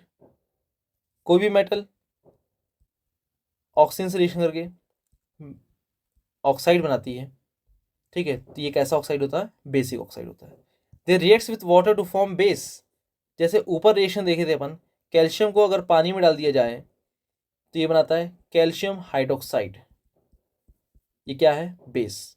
तो मेटल वाटर से रिएक्शन करके क्या बनाती है, बेस बनाती है। आगे नॉन मेटल के बारे में क्या लिखा है, non metal gain electron and form negative ion. जो नॉन मेटल होती है, जैसे क्लोरीन है, एक इलेक्ट्रॉन गेन करके क्या बनाएगा, Cl माइनस। ठीक है, तो ये क्या है, non metal. They reacts with oxygen to form acidic oxide. Non metal like carbon, ये ऑक्सीजन से रिएक्शन किया, क्या बनाया, CO2 बना दिया। ये कैसा ऑक्साइड है, एसिडिक ऑक्साइड। जैसे मैं यहाँ पर एग्जाम्पल लिख रहा हूँ, आप डिफरेंस में एग्जाम्पल भी साथ में लिख सकते हो। Next, non metal reacts with water to form acid. कोई भी नॉन मेटल पानी से रिएक्शन करके क्या बनाती है, रिएक्शन करके क्या बनाती है, एसिड बनाती है। आगे, right the properties of magnetic field lines. Right 3 methods of producing magnetic field lines. What do you understand bye electromagnetic induction. Next, right Fleming's left hand rule. Right the difference between an electric motor and electric generator. बहुत छोटे छोटे question थे, इसलिए मैंने इसमें question number 22 में 5 question include कर दिए हैं। देखते हैं जल्दी जल्दी। Properties of magnetic field lines क्या होती है, they never intersect each other. मतलब क्या, एक फील्ड लाइन ऐसी, एक फील्ड लाइन ऐसी बना दिया आपने, मतलब आपने गलत कर दिया कि इंटरसेक्ट नहीं करेगी। एक ऐसे जा रही है तो एक दूसरी ऐसे जाएगी, ऐसे जाएगी, ठीक। They form close loop. मतलब क्या, देखो, और दूसरा भी देख लो, outside the magnet they go from north to south, inside the magnet they go from south to north. जैसे ये मैग्नेट हमारा, नॉर्थ पोल है, साउथ पोल, तो फील्ड लाइंस नॉर्थ से चालू होगी, साउथ में समाप्त फिनिश होगी। और इनसाइड द मैग्नेट साउथ से चालू होगी और नॉर्थ में फिनिश होगी। ऐसे यहां भी बनेगा, ये ऐसे, ठीक है। तो ये पूरा एक क्लोज लूप बन गया, वही लिखा है, दे फॉर्म क्लोज लूप, ठीक है। आउटसाइड द मैग्नेट, ये नॉर्थ से साउथ रहेगी, इनसाइड द साउथ से नॉर्थ रहेगी। When the field lines are closer to each other, the magnetic field is stronger. जैसे ये देखो, यहाँ पर फील्ड लाइन पास पास है, यहाँ मैग्नेटिक फील्ड स्ट्रांग होगा। ये मैग्नेटिक फील्ड लाइन्स दूर दूर हैं, मतलब फील्ड क्या होगा, वीक होगा। आसान सा टॉपिक था, आएगा लिख देना। Methods for producing magnetic field lines. पहला, बार मैग्नेट से अपन फील्ड लाइन्स बना सकते हैं। दूसरा, due to a current carrying straight conductor. मतलब क्या, एक कोई कंडक्टर है, इसमें करंट फ्लो हो रही है, तो इसके आसपास भी फील्ड लाइंस प्रोड्यूस होती है। Next, due to circular loop, कोई लूप है, इसमें करंट फ्लो हो रही है, तो इसके कारण भी मैग्नेटिक फील्ड लाइंस प्रोड्यूस होंगी। एक और बोल सकते हैं आप, सोलेनॉइड के कारण, ये हेलिकल शेप का कंडक्टिंग वायर होता है, इसको क्या बोलेंगे, सोलेनॉइड। इसके कारण भी फील्ड लाइंस प्रोड्यूस होती है। आगे बढ़ते हैं। इलेक्ट्रोमैग्नेटिक इंडक्शन क्या होता है, देखो, When the magnetic field around a conductor is changed and electric current induced in it, this phenomena is called electromagnetic induction. देखो, ये एक सोलिनॉइड है, एक मैग्नेट लिया मैंने, इस मैग्नेट को अंदर ले गया, बाहर लाया, अंदर ले गया, बाहर लाया, तो इस मैग्नेट को मूव करवा रहा हूँ, मतलब इस सोलिनॉइड से लिंक मैग्नेटिक फील्ड में चेंज हो रहा है, जिसकी वजह से अगर मैंने यहाँ पास एक गैल्वेनोमीटर जोड़ दिया जो कि करंट मेज़र करता है, करंट को सेंस करता है, उसमें डिफ्लेक्शन होगा। ऐसे था तो हो सकता है वो डिफ्लेक्ट होकर ऐसे हो जाए। तो डिफ्लेक्शन क्यों हुआ, मतलब इसमें करंट फ्लो हुई। क्यों हुई, मैंने फील्ड चेंज किया, मैग्नेटिक फील्ड में चेंज किया, इसी कारण करंट फ्लो हुई। This incident is called electromagnetic induction. वापस से, when the magnetic field around a conductor is changed and electric current induced in it, this phenomena is called electromagnetic induction. आगे बढ़ते हैं। Fleming's left hand rule. देखो, left hand rule क्या बोलता है कि आप अपने लेफ्ट हैंड के थंब को, फोर फिंगर को एंड मिडिल फिंगर को, तीनों को परपेंडिकुलरली स्ट्रेच कर लें। ठीक है, तो जो हमारा थंब है, फोर फिंगर है, अगर फोर फिंगर अगर magnetic field line, magnetic field को शो कर रहा है, मिडिल फिंगर करंट शो कर रहा है, तो थंब डायरेक्शन ऑफ फोर्स को शो करेगा। ठीक है, वापस से, four finger magnetic field, middle finger current, thumb direction of force. आगे बढ़ते हैं।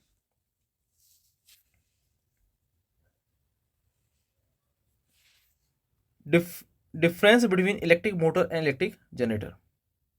इलेक्ट्रिक मोटर क्या होता है, it converts electrical energy into mechanical energy. Motor जैसे हमारा पंखा हो गया, पंखे में हम इलेक्ट्रिसिटी फ्लो करवाते हैं और पंखा घूमता है, पंखा घूम रहा है मतलब वो मैकेनिकल एनर्जी है, और इलेक्ट्रिसिटी आ रहा है मतलब क्या है, इलेक्ट्रिकल एनर्जी।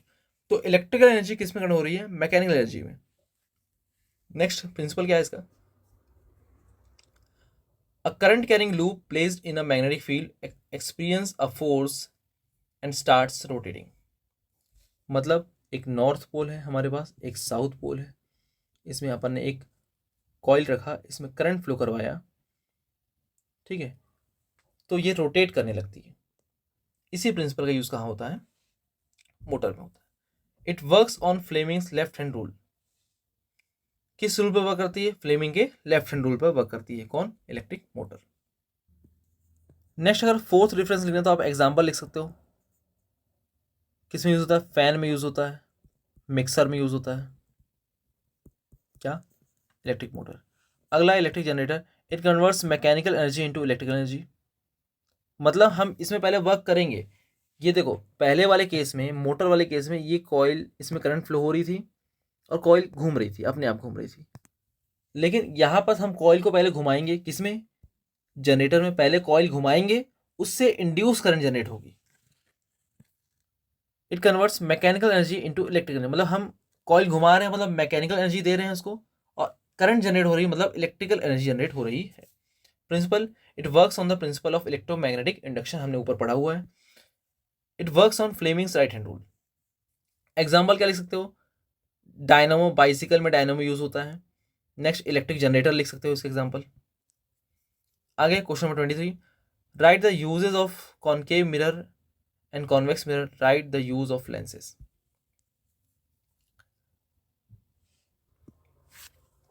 कॉनकेव मिरर का use in the headlights of vehicle and the torch. ध्यान रखना, ये हेडलाइट बोला है, हेडलाइट, साइड मिरर नहीं बोला। साइड मिरर में क्या यूज होता है, कॉन्वेक्स। हेडलाइट में पीछे, जैसे बाइक में जो बल्ब लगा होता है, उसके पीछे एक मिरर शेप का सिल्वर ऑब्जेक्ट होता है, सिल्वर कलर का मिरर शेप का ऑब्जेक्ट होता है, वो क्या है, कॉनकेव मिरर है। By dentist to see the teeth. Convex का यूज साइड मिरर में, at road bends to see vehicle. मतलब क्या, जैसे एक ऐसा रोड है, एक ऐसा रोड है, यहाँ से एक पर्सन आ रहा है, यहाँ से एक पर्सन आ रहा है, तो अगर ये उतना ध्यान से बाइक नहीं चला रहे हैं, तो यहाँ पर इस पॉइंट पर एक्सीडेंट होने की चांसेस हैं। तो यहाँ पर एक पोल लगाकर हम लगा देंगे मिरर। कौन सा मिरर, कॉन्वेक्स मिरर। तो इधर वाले पर्सन को इधर वाला पर्सन इस मिरर में दिखाई देगा, ठीक है, तो एक्सीडेंट होने के चांस कम रहेंगे। यूजेस ऑफ लेंस कहाँ यूज होता है? माइक्रोस्कोप में, टेलीस्कोप में यूज होता है। करेक्ट डिफेक्ट ऑफ विजन, मतलब अगर किसी को मायोपिया है, हाइपरमेट्रोपिया है, तो अपन लेंस का यूज करते हैं।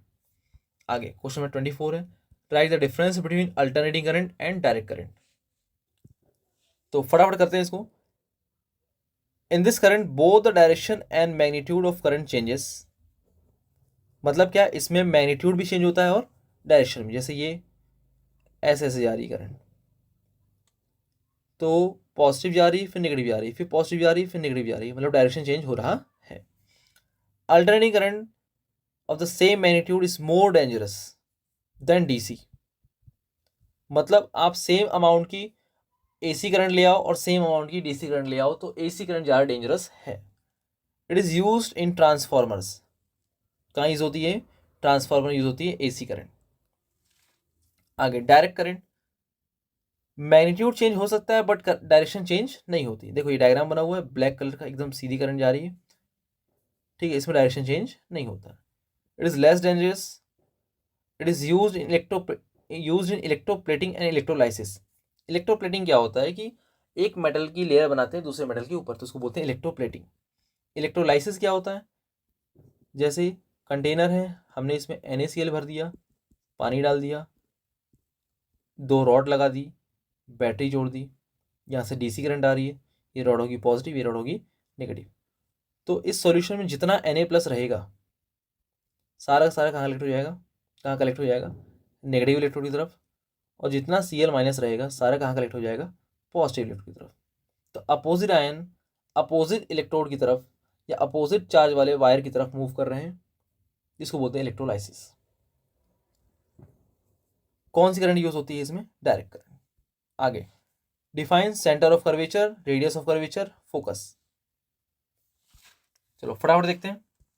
ये तीनों डेफिनेशन होती है स्फेरिकल मिरर में।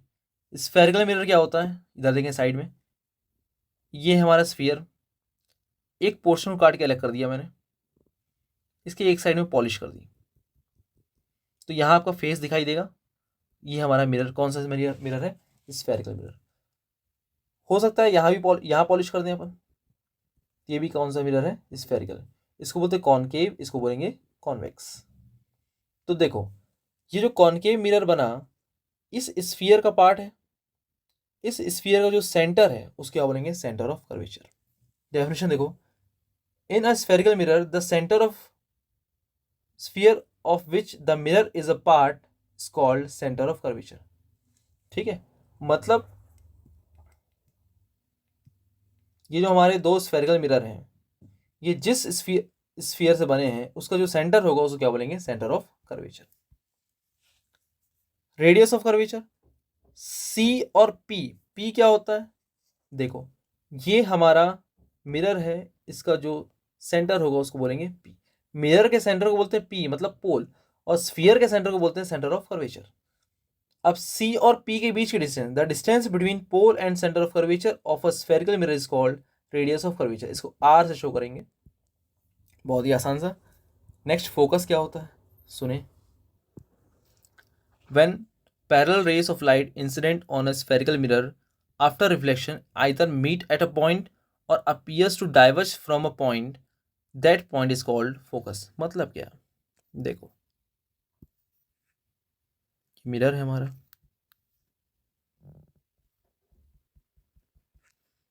यहाँ से लाइट रे आ रही है, आफ्टर रिफ्लेक्शन इस पॉइंट पर मिली, तो इस पॉइंट को क्या बोलेंगे अपन? फोकस। लेकिन कॉन्वेक्स मिरर है, लाइट रे आएगी, टकराएगी तो डाइवर्ज हो जाएगी, इसको डाइवर्जिंग मिरर भी बोलते हैं। जब डाइवर्ज हो गई तो पीछे तक बढ़ाएंगे इसको, तो इस पॉइंट से डाइवर्ज होती हुई अपीयर हो रही है, appears to diverge from a point, this point is called focus। ठीक है, वापस से लाइट रे पैरेलल आ रही है, पैरेलल आ रही है, आफ्टर रिफ्लेक्शन जिस पॉइंट पर मीट कर रही है, या आफ्टर रिफ्लेक्शन इस पॉइंट से डाइवर्ज होती हुई अपीयर हो रही है, उसको क्या बोलेंगे अपन? फोकस। अगला क्वेश्चन है, write the structure and two uses of Teflon and PVC. दोनों ही पॉलीमर होते हैं।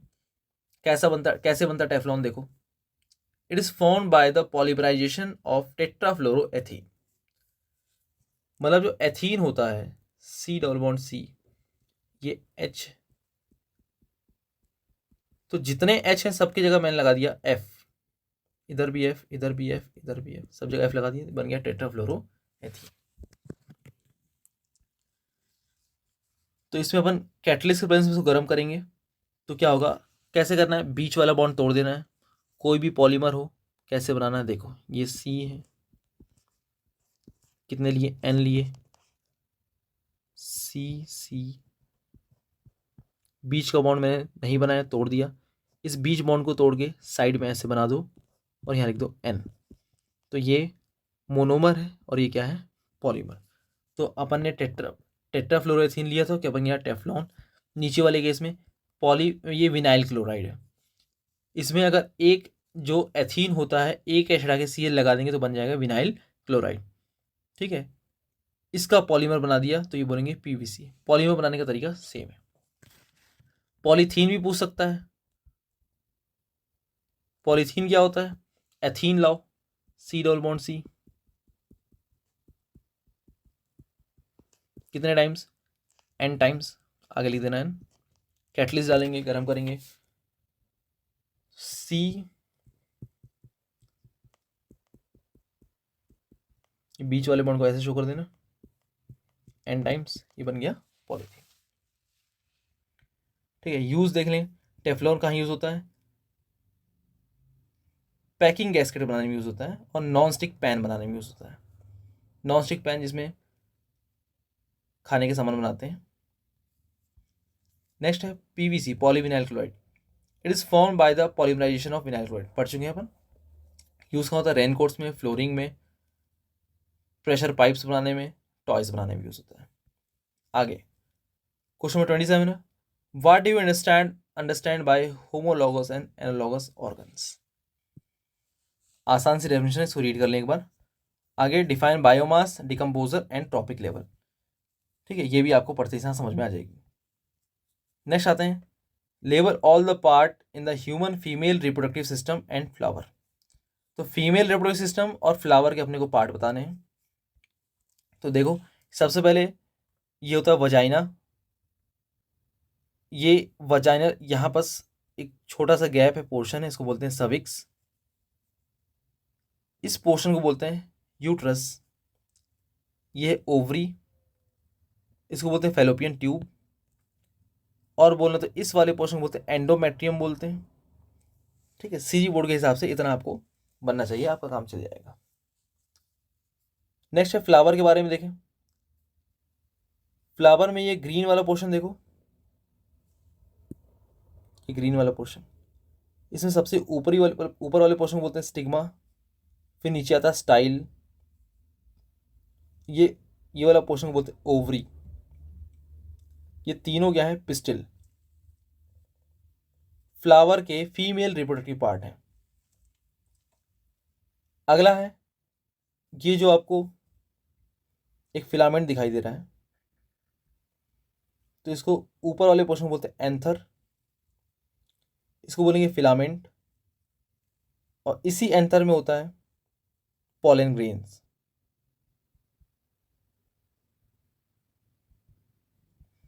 जो कि फीमेल रिप्रोडक्टिव पार्ट है। आप चाहें तो अपनी बुक का डायग्राम भी प्रीफर कर सकते हैं, लेकिन इसको अच्छे से देख के जाना है, बहुत इंपॉर्टेंट है, दोनों में से एक आने की चांस है। आगे आते हैं, what do you understand by adaptation, explain what fossils are. Adaptation क्या होता है, the process of an organism adjusting itself according to its surrounding environment is called adaptation. मतलब माहौल के हिसाब से ढल जाना है। क्या, माहौल के हिसाब से ढल जाना क्या कहलाता है, एडाप्टेशन कहलाता है। जैसे आप कोई भी नई जगह जाते हो तो वहाँ पर सर्वाइव करने में काफ़ी दिक्कत होगी, लेकिन धीरे धीरे क्या होगा, उस कंडीशन के हिसाब से हम अपने आप को, हमारी बॉडी अपने आप को ढाल लेगी, एडजस्ट कर लेगी, इसी क्या बोलेंगे, एडेप्टेशन। फॉसिल्स क्या होता है, the preserved remains of organisms found in rocks after they are die is called fossils। मतलब क्या, कोई एनिमल है या कोई ऑर्गेनिज्म है, जैसे लाइक डायनासोर मर गया, ठीक है, लेकिन उसके कुछ कुछ रिमेनिंग पोर्शंस लाइक हड्डियां वगैरह अगर बच गई या बच जाती हैं, तो उस रिमेनिंग पोर्शन को बोलते हैं अपन फॉसिल्स। अगला देखें, what will be the effect of the increasing human population on the number of tigers of any animals or any other animals। Answer देखो क्या लिखा हुआ है, इसका क्वेश्चन क्या है, जो ह्यूमन की बढ़ती हुई पॉपुलेशन का टाइगर्स पर या दूसरे अदर एनिमल्स पर क्या इफेक्ट पड़ रहा है। देखें, due to the increasing human population forests are being destroyed to meet the need of housing and other basic requirement. मतलब क्या, जो ह्यूमंस हैं, ह्यूमन की बढ़ती हुई पॉपुलेशन है, अपने डेली लाइफ की ज़रूरतों को पूरा करने के लिए लगातार फॉरेस्ट को डिस्ट्रॉय कर रही है। तो क्या होगा, this leads to a loss of habitat for tigers and other animals because their basic needs are not being met due to habitat loss, their population is decreasing. तो वहाँ रहने वाले जो एनिमल्स हैं या टाइगर्स हैं, तो उसकी जो बेसिक नीड्स होगी वो तो पूरी नहीं हो पा रही, क्योंकि हमने जंगल को, फॉरेस्ट को डिस्ट्रॉय कर दिया, जिसकी वजह से उसके जो नंबर्स हैं, जो पॉपुलेशन है, लगातार क्या हो रही है, डिक्रीज हो रही है। ठीक, क्योंकि उसकी नीड पूरी नहीं हो पाई तो सर्वाइव करने में उसको प्रॉब्लम हो रही है, जिससे उसकी पॉपुलेशन लगातार डिक्रीज होगी। आगे, what do you understand bye speciation, explain with the example. ठीक है, आप इसको पढ़ लेंगे, आंसर लिखा हुआ है, आसान सा है, समझ में आ जाएगा। नेक्स्ट क्वेश्चन है question number 33, explain the process of sex determination in human with a diagram. मतलब क्या है, ह्यूमंस में जो सेक्स डिटर्मिनेशन होता है, मतलब जो चाइल्ड बनने वाला है वो मेल होगा या फीमेल होगा, वो कैसे डिटरमाइन होगा, कैसे पता लगेगा। इसका आंसर एक बार पढ़ लें आप। Every human cell contains 23 pair of chromosomes.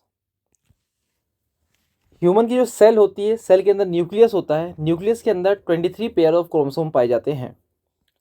22 pairs are identical, it is called autosomes, जिसमें 22 पेयर्स आइडेंटिकल होते हैं, एक जैसे होते हैं। While 23rd pair determines sex, और जहाँ जो 23 पेयर होता है, 23rd पेयर होता है क्रोमोसोम का, वो सेक्स डिटरमाइन करता है।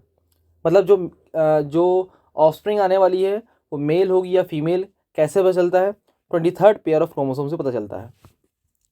The 23rd pair is expressed as X X. अगर फीमेल है तो उसमें एक्स एक्स होगा, और मेल है तो उसमें एक्स वाई होगा।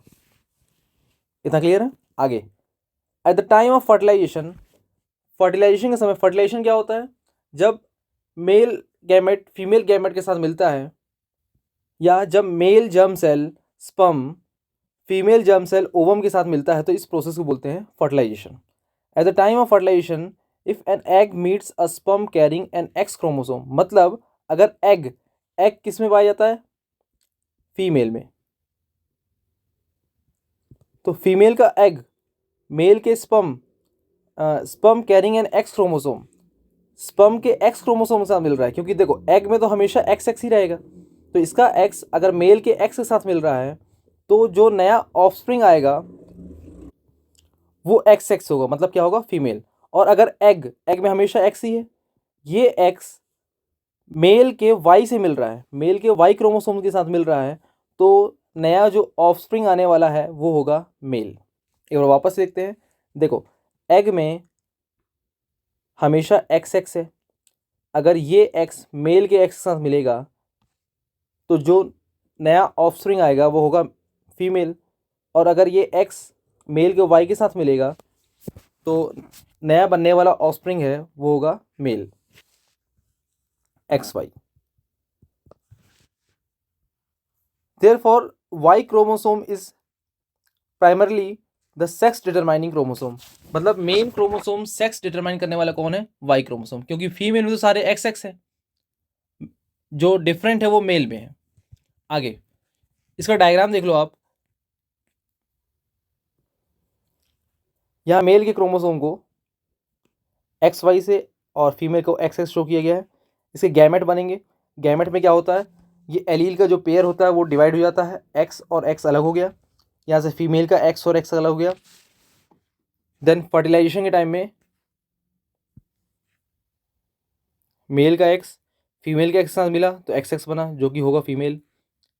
मेल का Y फीमेल के X के साथ मिला तो बनने वाला क्या होगा, मेल।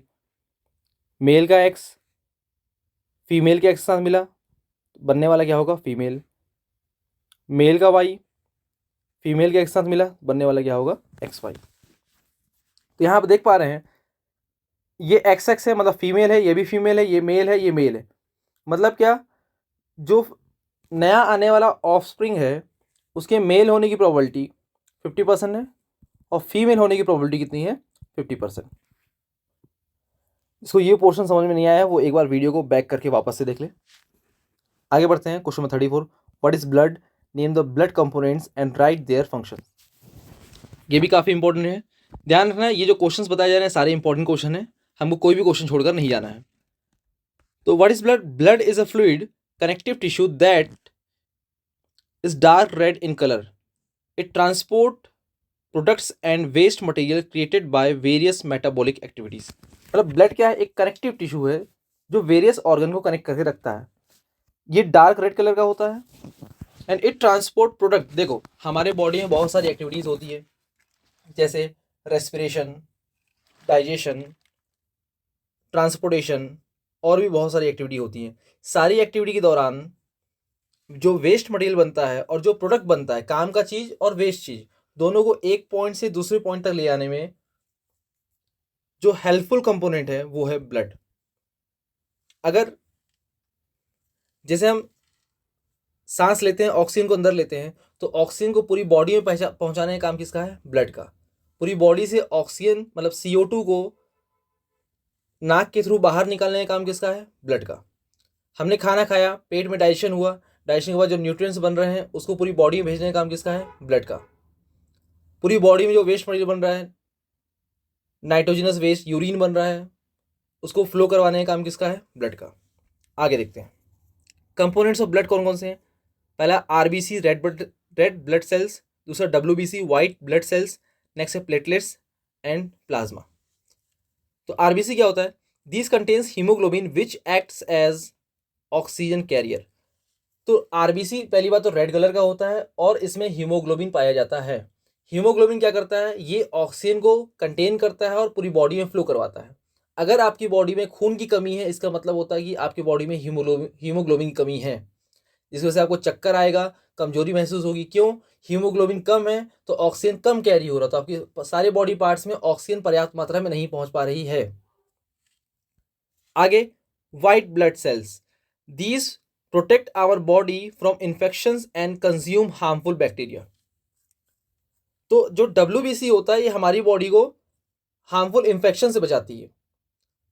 दूसरे शब्दों में इम्यून सिस्टम जो होता है वो किसकी वजह से काम करता है, WBC की वजह से। अगर आपकी WBC स्ट्रांग है, ज़्यादा अमाउंट में है, तो आपकी इम्यूनिटी सिस्टम भी क्या होगी, स्ट्रांग होगी।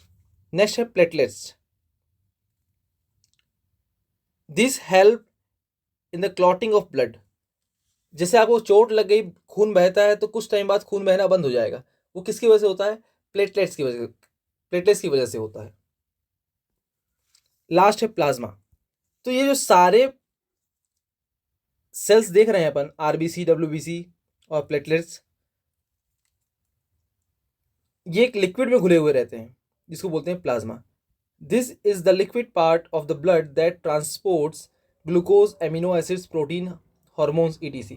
मतलब ब्लड का मेन पार्ट कौन सा है, प्लाज्मा। उसी प्लाज्मा में ग्लूकोज पाया जाएगा, प्रोटीन पाया जाएगा, अमीनो एसिड पाया जाएगा, WBC, RBC, प्लेटलेट्स सारे उसी में पाए जाएंगे। ठीक है, इसको एक बार और रिवाइज कर लें आप लोग। आगे बढ़ते हैं क्वेश्चन नंबर 35। हमारा नेक्स्ट क्वेश्चन है, Mendel crossed seeds of tall and dwarf plants, what kind of plants will be produced in the first and second generation? Which law of Mendel is illustrated by this example? देखो Mendel ने क्या किया, मटर का एक लंबा पौधा लिया, एक बौना पौधा लिया, टॉल एंड ड्वार्फ। टॉल में क्या होगा, कैपिटल डी पाया जाएगा, और बौने में, ड्वार्फ में स्मॉल डी पाया जाएगा। अब क्या होगा, गैमेट्स फॉर्मेशन के टाइम में दोनों सेपरेट हो जाएंगे, स्मॉल डी हो गया। ये क्या बोलते हैं इसको, गैमेट्स बोलते हैं। अब नेक्स्ट जब जाइगोट बनेगा तो यहाँ से कैपिटल डी आएगा, एक स्मॉल टी आएगा, तो कैपिटल डी स्मॉल टी हो गया। देन कैपिटल डी आएगा, फिर स्मॉल डी आएगा, ठीक है। फिर यहाँ से कैपिटल डी, फिर यहाँ से स्मॉल टी, फिर एक और कैपिटल डी, एक और स्मॉल टी। तो ये F1 जनरेशन है। तो देख पा रहे हैं आप, F1 जनरेशन में सारे प्लांट्स जो हैं वो क्या हैं, टॉल। इसको कैपिटल टी को बोलते हैं डोमिनेटिंग एलील, स्मॉल टी को बोलते हैं रिसेसिव एलील। दोनों अगर साथ में हैं तो डोमिनेटिंग वाले का कैरेक्टर शो होगा। यहाँ पर लंबा भी है, बौना भी है, लेकिन ओवरऑल कैरेक्टर बाहर से कैसा दिखाई देगा, लंबा दिखाई देगा। क्यों, डोमिनेटिंग एलील कौन सा है, टॉल वाला। ये सारे F1 जनरेशन हो गए। अब क्या करते हैं अपन, F1 जनरेशन में क्या मिला अपने को, capital T small T, capital T small T. अब इनका क्रॉस करवाएंगे तो वापस से gamete formation, capital T small T, capital T small T. आपको इस चैप्टर से रिलेटेड कोई भी क्वेश्चन आ जाए, आप पहले गैमेट्स बना लो। जैसे मान लो कुछ सिकल सेल टाइप का दे देता है, इस कैपिटल आर, स्मॉल आर, इसको क्रॉस कैसे करवाएंगे, वही पहले गैमेट्स बनाओ, कैपिटल आर, स्मॉल आर, ठीक है। फिर वापस क्रॉस करवा देना उसको। तो इस टाइप से आपको सॉल्व करना है। तो यहाँ देखो, वापस एक कैपिटल डी यहाँ से आया और यहाँ से आया कैपिटल डी, देन यहाँ से कैपिटल डी, यहाँ से स्मॉल डी, फिर वापस ये स्मॉल टी, यहाँ से कैपिटल डी, फिर यहाँ स्मॉल टी, यहाँ से भी स्मॉल टी, ठीक है। तो देखो, ये कैपिटल डी है, मतलब ये प्योर टॉल प्लांट है। ये स्मॉल डी है, तो ये क्या है, ड्वार्फ प्लांट है। और ये देखो, ये दिखाई देंगे टॉल, लेकिन प्योरली टॉल नहीं है, लेकिन दिखाई दे रहे हैं टॉल। तो ये 25% है, ये 25% है, और ये दोनों हैं 50%। मतलब F2 जनरेशन में जो प्लांट्स बन रहे हैं उसमें 75% प्लांट कैसे होंगे, टॉल, और 25% प्लांट कैसे होंगे, ड्वार्फ। अगर इस तरीके से आपको समझ में नहीं आता है तो एक और तरीका देखो, आपको ऐसे स्क्वायर बनाना है, कैपिटल टी, रुको, कैपिटल टी स्मॉल टी, नहीं, देखो ऐसे, वापस देखो कौन कौन था, ये कैपिटल टी, स्मॉल टी, फिर कैपिटल टी, फिर स्मॉल टी, प्यूनिट स्क्वायर बोलते हैं इसको। तो यहाँ से देखो, इधर से कैपिटल टी आ रहा है, इधर से भी कैपिटल टी आ रहा है, फिर इधर से कैपिटल टी आ रहा है, इधर से स्मॉल टी आ रहा है, फिर इधर से स्मॉल टी, इधर से कैपिटल टी स्मॉल टी हो गया, फिर इधर से स्मॉल टी, इधर से स्मॉल टी। तो यही चीज़ यहाँ पर शो की, नहीं बनता इस तरीके से बना के यहाँ पर कॉपी मार देना। आगे बढ़ते हैं। This example of Mendel's law of segregation, this is an example of Mendel's law of segregation.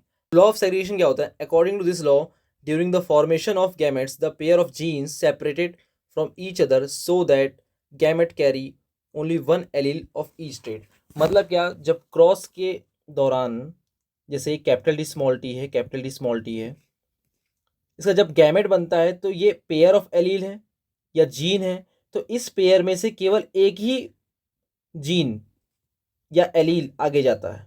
ये पेयर था, तो इस पेयर में से केवल एक ही जीन सेलेक्ट होगा, कैपिटल टी स्मॉल टी। कब, गैमेट फॉर्मेशन में, यहाँ से भी कैपिटल टी, यहाँ से स्मॉल टी। तो ये दोनों एलील का पेयर जो सेपरेट हो रहा है, इसी को बोलते हैं क्या, लॉ ऑफ सेग्रीगेशन। अब सेपरेट होने के साथ साथ देखो, अब जब इसका जाइगोट बनेगा तो यहाँ से कैपिटल टी आ रहा है, यहाँ से भी कैपिटल टी आ रहा है, तो इस वाले पेरेंट का ओनली एक एलील इस जाइगोट में पहुँच रहा है, और इस वाले पेरेंट का केवल एक एलील जाइगोट में पहुँच रहा है। यही क्या है, लॉ ऑफ सेग्रीगेशन। क्या एक ही पेरेंट के दो एलील जाइगोट में पहुँच रहे हैं क्या, नहीं। क्लियर है, आगे बढ़ते हैं। क्वेश्चन नंबर 26 क्वेश्चन है, write the 10% law, what do you understand bye ecosystem. तो 10% लॉ क्या होता है, देखो In an ecosystem, each component of trophic level transfer only 10% of its energy to next higher trophic level. This is known as 10% law. मतलब क्या, जैसे एक plant है, उसने उसको एनर्जी मिली 500 जूल, तो 500 जूल एनर्जी में उसका 90% मतलब 450 जूल एनर्जी वो खुद कंज्यूम करेगा और 50% मतलब 50 जूल एनर्जी आगे नेक्स्ट टॉपिक लेवल मतलब कंज्यूमर को देगा। देखो वापस, जैसे ये प्लांट है, इस प्लांट ने एनर्जी ली 500 जूल, ठीक है, तो 500 का 10% कितना होता है, 500 इंटू 10/100, 0 कैंसिल, कितना आएगा 50 जूल। तो ये 50 जूल एनर्जी ही नेक्स्ट टॉपिक लेवल के कंपोनेंट, मतलब ये प्रोड्यूसर है तो इसको जो खाएगा वो क्या कहलाएगा, कंज्यूमर। तो कंज्यूमर को कितनी एनर्जी मिलेगी, ओनली 50 जूल। बाकी ये इसे 500 में 50 को माइनस करने के बाद बचा कितना, 450 जूल एनर्जी ये खुद कंज्यूम करेगा और 50 joule energy next topic level के कंपोनेंट को देगा। यही क्या है, 10% लॉ। आगे देखते हैं ecosystem. The living and non living components residing in a specific place in nature depend on each other to form a self-sustaining system which is called ecosystem। मतलब क्या, एक अर्थ में ऐसी कोई जगह जहाँ पर बायोटिक एंड नॉन बायोटिक मतलब लिविंग एंड नॉन लिविंग चीज़ें आपस में कोऑर्डिनेट करते हुए सस्टेन कर रही हैं, तो एक सेल्फ सस्टेनिंग सिस्टम बन जाता है, उसको क्या बोलते हैं, इकोसिस्टम। जैसे हम तालाब को पॉन्ड ले सकते हैं, एक पॉन्ड का इकोसिस्टम, उसमें क्या होगा कि पानी है, मछलियां हैं, मेढक हैं, कीड़े मकोड़े हैं, छोटे मोटे प्लांट्स हैं और बहुत सारे केमिकल्स हैं। तो इनमें से किसी को भी पॉन्ड के बाहर की किसी चीज़ की जरूरत पड़ती है क्या, नहीं पड़ती। मतलब जो उनका सिस्टम बना हुआ है वो सेल्फ सस्टेनिंग है, तो ऐसे सिस्टम को बोलते हैं इकोसिस्टम। नेक्स्ट क्वेश्चन है, write the difference between sexual and asexual reproduction. बहुत इंपॉर्टेंट है इस साल के लिए, आने के चांस बहुत ज़्यादा है इसमें। तो देखो क्या लिखा हुआ है, सेक्सुअल में लिखा है 2 organism mail and female participate in this process. मतलब क्या, एक ऐसा रिप्रोडक्शन जिसमें मेल की और फीमेल की दोनों की जरूरत होती है, उसको क्या बोलेंगे अपन, सेक्सुअल। और एसेक्सुअल में क्या होता है, only a single organism participate in this process. जैसे ह्यूमन का जो रिप्रोडक्शन होता है उसमें मेल की भी जरूरत होती है, उसमें फीमेल की जरूरत भी होती है, तभी नया बच्चा बनेगा। तो कौन सा है, सेक्सुअल रिप्रोडक्शन। लेकिन मुर्गी में जो रिप्रोडक्शन होता है वो कैसा है, एसेक्सुअल। तो मुर्गी को अंडे देने के लिए मुर्गे की जरूरत नहीं है, मतलब ये कौन सा रिप्रोडक्शन है, एसेक्सुअल है। There are more variations in this, मतलब जो सेक्सुअल रिप्रोडक्शन में जो नई जनरेशन आती है उसमें वेरिएशंस ज़्यादा होते हैं। जैसे ह्यूमंस में सेक्सुअल रिप्रोडक्शन होता है तो हम और हमारे पेरेंट्स क्या एक जैसे दिखाई देते हैं, नहीं, सिमिलैरिटीज है लेकिन वेरिएशंस भी काफ़ी ज़्यादा हैं। लेकिन अगर एसेक्सुअल वालों की बात करें तो उसमें वेरिएशंस काफ़ी कम होते हैं। Male and female gametes are formed. तो सेक्सुअल रिप्रोडक्शन में मेल की जरूरत भी हो रही है, फीमेल की जरूरत भी है, तो उसमें मेल गैमेट फीमेल गैमेट दोनों बनते हैं, इसमें गैमेट्स नहीं बनते। This is a complex method of reproduction, this is a simple method of reproduction. Clear. आगे question number 27, write the functions of xylem and phloem, explain biotic and abiotic components. फटाफट देख लेते हैं, 4-5 क्वेश्चन और 3-4 question और बचे हैं। तो जाइलम क्या होता है, it carries water and minerals salts from soil upward to all parts of the plant. मतलब क्या, जब हम पानी डालते हैं तो कोशिश करते हैं तो पानी जड़ों में डाल जाता है, क्यों, क्योंकि जड़ से होकर पानी पूरे बॉडी तक पहुंचता है। पानी के साथ साथ मिनरल्स वगैरह भी जो मिट्टी में होते हैं वो भी पूरी बॉडी पार्ट में, प्लांट के बॉडी पार्ट में ऊपर तक पहुंचते हैं। ये काम कौन करता है, जाइलम वेसल्स करती है। तो फ्लोएम का क्या काम है, पौधों में, प्लांट्स में फोटोसिंथेसिस होती है, फूड बनता है, कहाँ बनता है, पत्तियों में बनता है। पत्तियों में बने फूड को प्लांट्स की पूरी बॉडी में पहुंचाने का काम किसका होता है, फ्लोएम का होता है। आगे आंसर बी, बायोटिक कंपोनेंट्स जो लिविंग होते हैं, जैसे प्लांट्स, एनिमल, ये क्या है, बायोटिक। ए बायोटिक कौन होता है, जो नॉन लिविंग होते हैं, एयर वाटर क्या है, non living. Question 37, explain the following. पहला एल्वोलाई है और दूसरा क्या है, ऑस्मोसिस। तो एल्वोलाई क्या होता है, These are very small sac-like structures found in the lungs. This is where the exchange of oxygen and CO2 gas takes place. तो लंग्स में क्या होता है?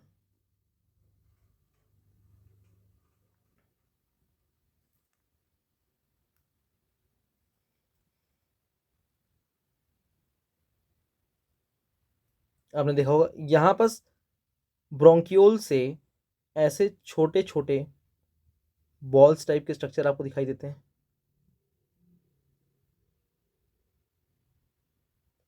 इसको बोलते हैं एल्वोलाई। यहाँ पर क्या होता है, बहुत पतली ब्लड वेसल्स होती हैं जिनके थ्रू ऑक्सीजन एंड CO2 का एक्सचेंज होता है। जैसे हमने सांस लिया, उसमें ऑक्सीजन गैस अंदर गई, वो ऑक्सीजन गैस को ब्लड में ले जाने का काम कौन करेगा? ये एल्वोलाई। यहाँ पर ऑक्सीजन जा रहा है, ब्लड वेसल्स हैं, तो ब्लड वेसल में ऑक्सीजन चला गया और जो ब्लड पूरी बॉडी से CO2 को लेकर आई वो आ जाएगी इसमें, एयर सैक में आ जाएगी, और हम जब सांस छोड़ेंगे तो वो CO2 गैस बाहर हो जाएगी।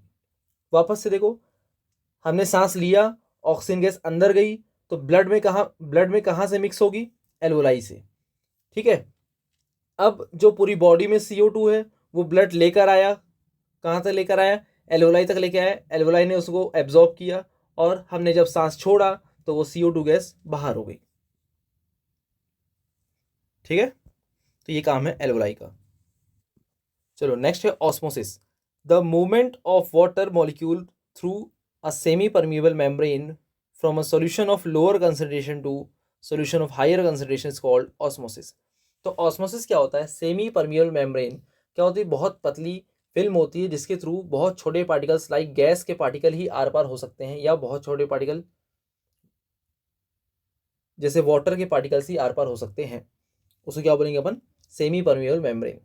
तो सेमी परमिएबल मेम्ब्रेन के थ्रू वाटर के मॉलिक्यूल्स का हायर कंसंट्रेशन वाले सॉल्यूशन से लोअर कंसंट्रेशन वाले सॉल्यूशन की तरफ मूव करना क्या कहलाता है? ऑस्मोसिस कहलाता है। जैसे आपने किशमिश लिया, किशमिश को पानी में डाल दिया, तो आप सुबह जब देखोगे तो किशमिश फूल चुकी रहेगी। कैसे फूली? पानी उसके अंदर गया। ठीक है, किशमिश के अंदर कंसंट्रेशन ज़्यादा थी, किशमिश के बाहर कंसंट्रेशन क्या है? कम। तो पानी कहाँ जा रहा है? बाहर से अंदर जा रहा है, मतलब लोअर कंसंट्रेशन से हायर कंसंट्रेशन की तरफ जा रहा है। तो इसको क्या बोलेंगे अपन? ऑस्मोसिस। आगे क्वेश्चन नंबर 39 है, right difference between the following. 3 difference है, काफ़ी इंपॉर्टेंट है। पहला रेस्पिरेशन एंड ब्रीदिंग में, आर्टरीज एंड वेन में, एरोबिक एंड एनारोबिक रेस्पिरेशन में। तो difference between respiration and breathing. तो रेस्पिरेशन क्या होता है, ब्रीदिंग क्या होता है, देखिए आप। The breakdown of glucose in the presence of oxygen is called respiration. तो ध्यान रखना, सांस लेना सांस छोड़ना रेस्पिरेशन नहीं है। क्या है रेस्पिरेशन? जब हमने ऑक्सीजन गैस ली तो उस ऑक्सीजन के थ्रू जो बॉडी में ग्लूकोज है वो ब्रेक डाउन होगा, एनर्जी बनेगी, CO2 गैस बनेगी। इस प्रोसेस को क्या बोलते हैं अपन? रेस्पिरेशन। ब्रीदिंग क्या है? ऑक्सीजन लेना और CO2 गैस रिलीज करना, क्या है? ब्रीदिंग। ये केमिकल प्रोसेस है। क्यों केमिकल प्रोसेस है? क्योंकि ग्लूकोज ऑक्सीजन से रिएक्शन करता है, सब्सटेंस नया सब्सटेंस CO2 एनर्जी बनाता है, नया सब्सटेंस बन रहा है, मतलब ये केमिकल प्रोसेस है। ये फिजिकल प्रोसेस है, इसमें कोई नया सब्सटेंस नहीं बनता है। CO2 H2 and 38 ATP, sorry यहाँ पर 32 होगा, क्लियर कर लेना आप लोग। 32 ATP energy are released, it does not happen in breathing. मतलब इसमें 32 ATP एनर्जी रिलीज होती है, तो CO2 H2 and 38 ATP energy are produced, it does not happen in breathing. मतलब क्या, रेस्पिरेशन में 38 ATP एनर्जी प्रोड्यूस होती है और ब्रीदिंग में ऐसा कुछ नहीं होता है। This process occurs inside the cell, this process occurs outside the cell. मतलब ये जो रेस्पिरेशन होता है ये कहाँ होता है? सेल में। सेल के कौन से पोर्शन में? माइटोकॉन्ड्रिया में होता है। लेकिन ब्रीदिंग सेल के बाहर होने वाला प्रोसेस है। आगे नेक्स्ट, आर्टरीज एंड वेन में क्या डिफरेंस है? देखो,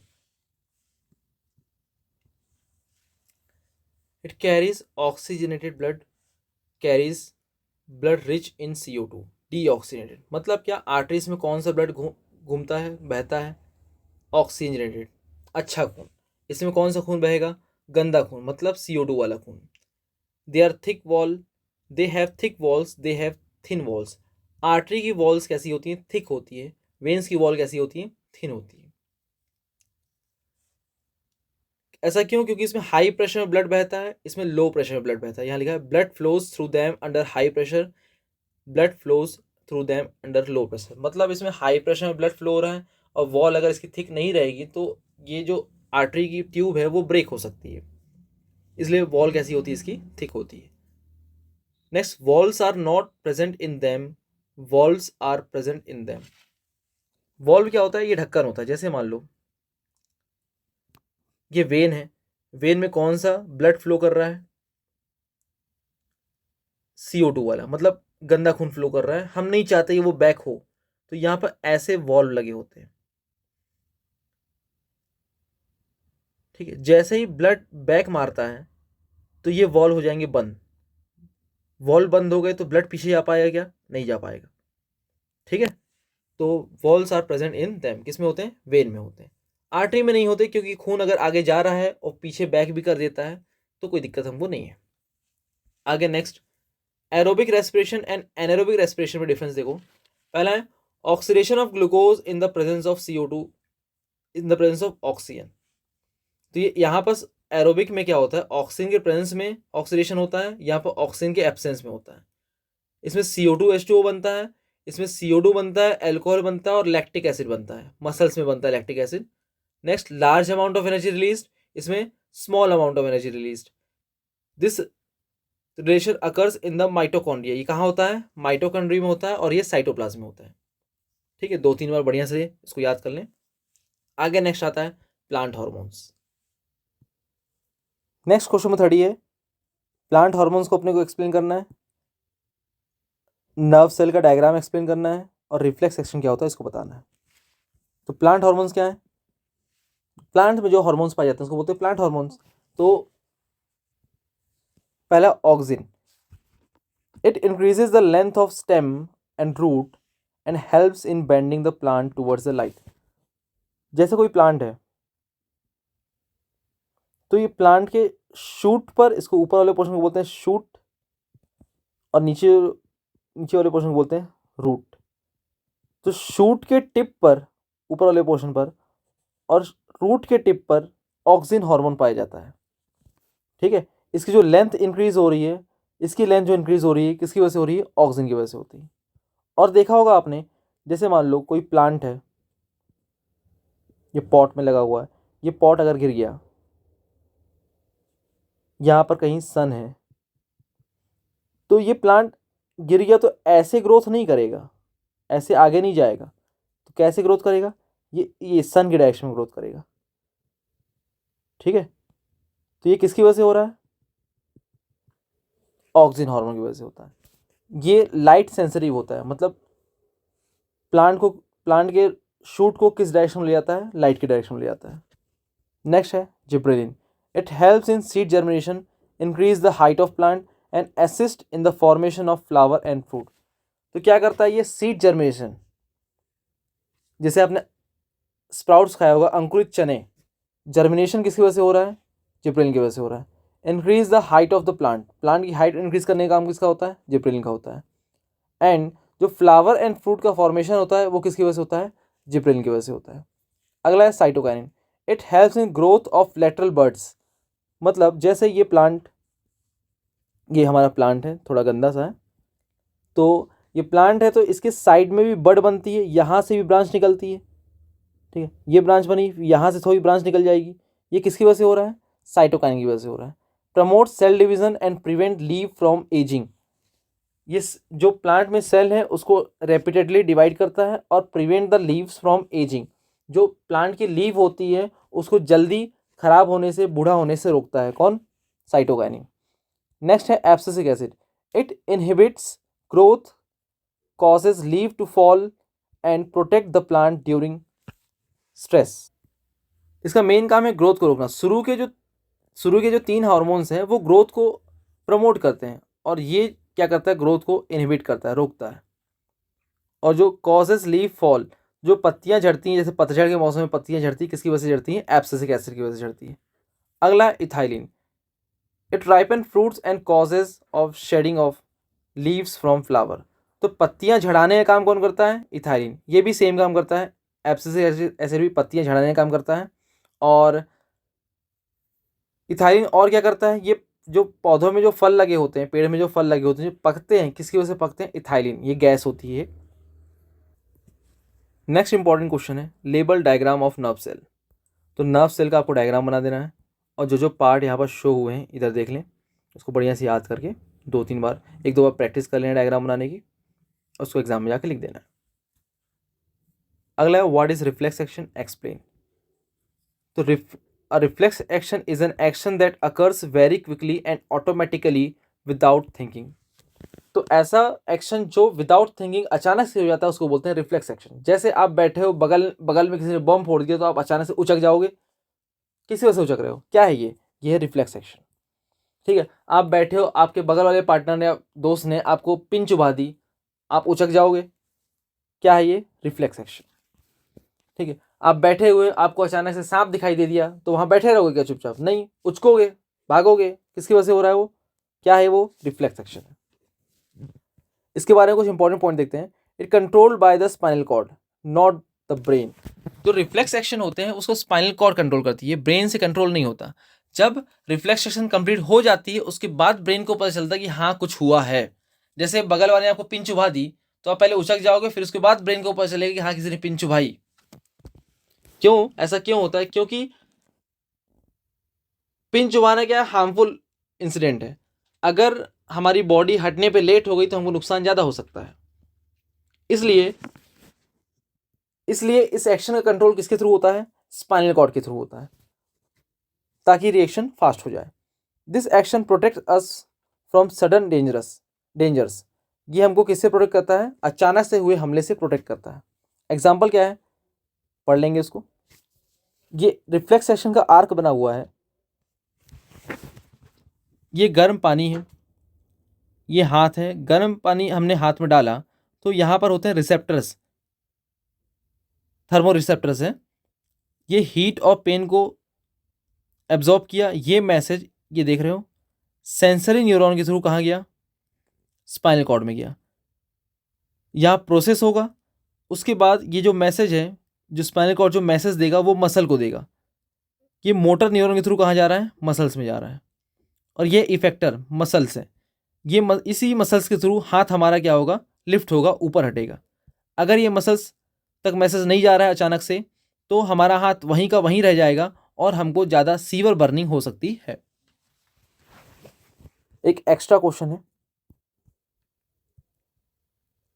पूछ सकता है एग्जाम में, क्या है देखो, the reflective index of water is 4/3 if a fish appears to be depth 75 centimetre then find its actual depth, then find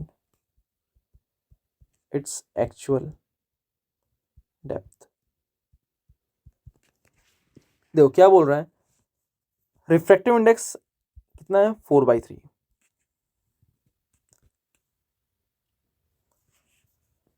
इसकी इसकी अपरेंट डेप्थ है एच डैश को बोलेंगे 75, actual depth equal to question mark. तो formula क्या होता है, refractive index equal to actual depth upon apparent depth.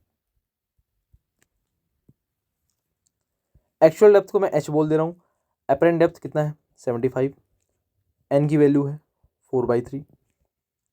इसको इधर ट्रांसपोज करो, इसको इधर ट्रांसपोज करो, क्या हो जाएगा 4 × 75। अच्छा इसको 3 को यहीं रहने दो, ये हो गया एच, 3 1 ज़ा 3 2 ज़ा 6, 1 आएगा 3 5 ज़ा, तो 4 × 25 इक्वल टू हो गया एच, 25 × 4 हो जाएगा 100। तो हाइट की वैल्यू कितनी आ जाएगी, 100 सेंटीमीटर। बहुत आसान सा क्वेश्चन था, 3 मार्क्स में पूछ सकता है, आए तो आपको टिका देना। तो लास्ट क्वेश्चन है, write the name and function of hormones secreted by 3 endocrine glands. What is placenta? Write its function. What things should a pregnant woman keep in mind? देखो, endocrine glands are hormones. Endocrine glands and hormones पहला pancreas, pancreas से कौन सा hormone निकलता है? Insulin hormone, which regulates the amount of glucose in blood. मतलब अगर body में ग्लूकोज ज़्यादा बन जाता है तो इंसुलिन क्या करता है? उसको फिनिश करने का काम करता है। अगर बॉडी में सफिशिएंट अमाउंट में इंसुलिन नहीं बना तो ग्लूकोज का अमाउंट बढ़ जाएगा, जिससे डायबिटीज़ हो जाएगा। और अगर इंसुलिन ज़्यादा बन जाता है तो बॉडी में जो रिक्वायर्ड ग्लूकोज है वो भी कम हो जाता है, जिससे माइंड में ग्लूकोज कम अमाउंट में पहुंचता है, जिससे ये जो कंडीशन रहती है वो डायबिटीज़ बढ़ने से ज़्यादा डेंजरस होती है। आगे, thyroid glands secretes thyroxine hormone which controls the metabolism of carbohydrate.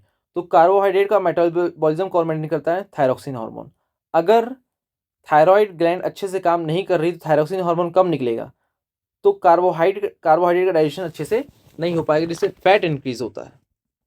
आगे, adrenal gland secretes adrenaline hormone which prepares the body for emergency situation, fight or flight, and increases blood pressure। जैसे आप बैठे हो, अचानक से आपके सामने सांप आ गया तो पसीना पसीना हो जाओगे, ब्रीदिंग बहुत फास्ट हो जाएगी। वो किसकी वजह से हो रहा है? एड्रेनलिन हार्मोन की वजह से। आपको बोला गया दौड़ो तो आप नॉर्मली दौड़ोगे, लेकिन आपके पीछे एक कुत्ता छोड़ दिया गया तो आपके दौड़ने की स्पीड बढ़ जाएगी। किसकी वजह से बढ़ रही है? एड्रेनलिन हार्मोन की वजह से। ठीक है। नेक्स्ट है placenta. The placenta is a temporary organ form during pregnancy that connects the mother body to the foetus. मतलब जो मदर के पेट में जो बेबी होता है, बच्चा होता है, उसमें उसके नाभि से, नेवल से एक ट्यूब टाइप की निकली होती है। उस ट्यूब को बोलते हैं, इसको बोलते हैं प्लेसेंटा। एक्चुअल में ट्यूब से एक और टिश्यू लाइक स्ट्रक्चर कनेक्टेड होता है, उससे मतलब नहीं है आपको। ये क्या है? टेम्पररी ऑर्गन है। टेम्पररी ऑर्गन है मतलब क्या है कि जब बेबी मदर के शरीर से बाहर आता है तो उसको काट के अलग कर देते हैं। किसको? प्लेसेंटा को। ठीक है। ये क्या करता है? बॉडी, किसकी बॉडी? मदर की बॉडी को मदर की बॉडी को बच्चे से कनेक्ट करता है। इसके फंक्शंस क्या क्या है? Deliver oxygen and nutrients from the mother bloods to the foetus. तो अंदर जो बच्चा है, फीटस है, उसको ऑक्सीजन एंड न्यूट्रिएंट किसके थ्रू पहुंचते हैं? प्लेसेंटा के through. Transfer CO2 and waste products from the foetus to the mother blood.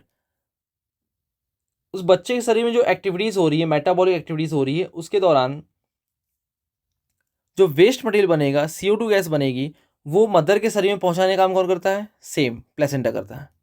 Assist in the development and growth of the foetus. आगे देखते हैं, care during pregnancy. Pregnant women should keep the following in mind. पहला, eat a good balance diet, go for regular medical checkups, get plenty of rest and cautions while performing any work, drink sufficient water and maintain cleanness. ये activities हैं, 2-4 आप अच्छे अपने से भी लिख सकते हो, नॉर्मल क्वेश्चन है, एग्जाम में लिख देना, 3-4 मार्क्स का आएगा ये। ठीक है। तो हमारे टॉप 40 क्वेश्चन कंप्लीट हो चुके हैं। एक्चुअल में 40 नहीं, वो थोड़े बहुत क्वेश्चन ज़्यादा थे, 50 क्वेश्चन थे।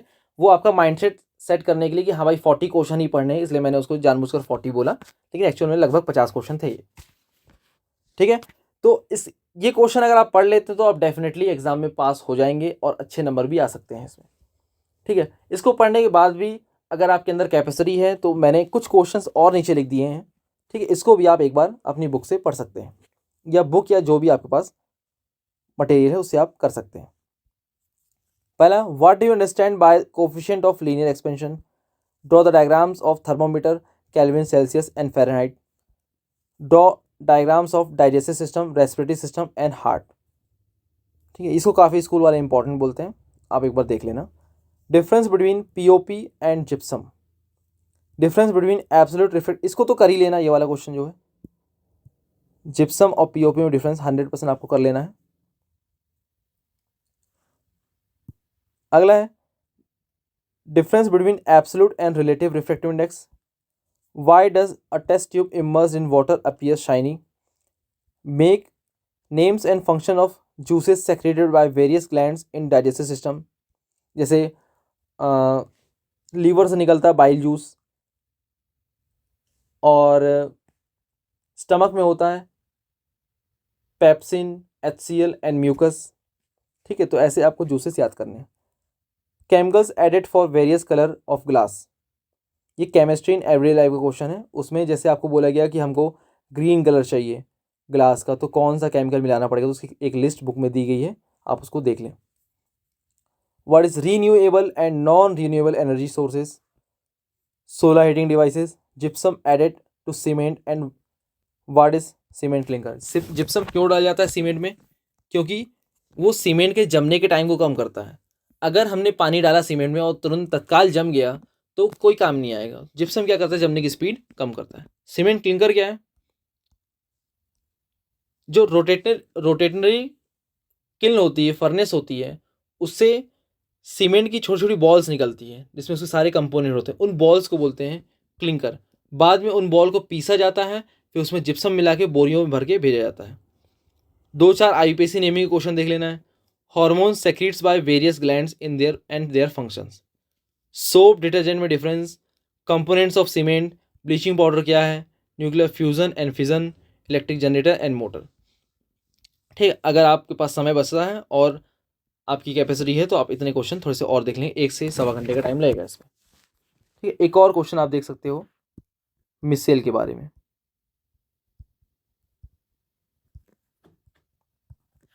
ठीक है, तो इस वीडियो के लिए इतना ही, मिलते हैं अगली वीडियो में।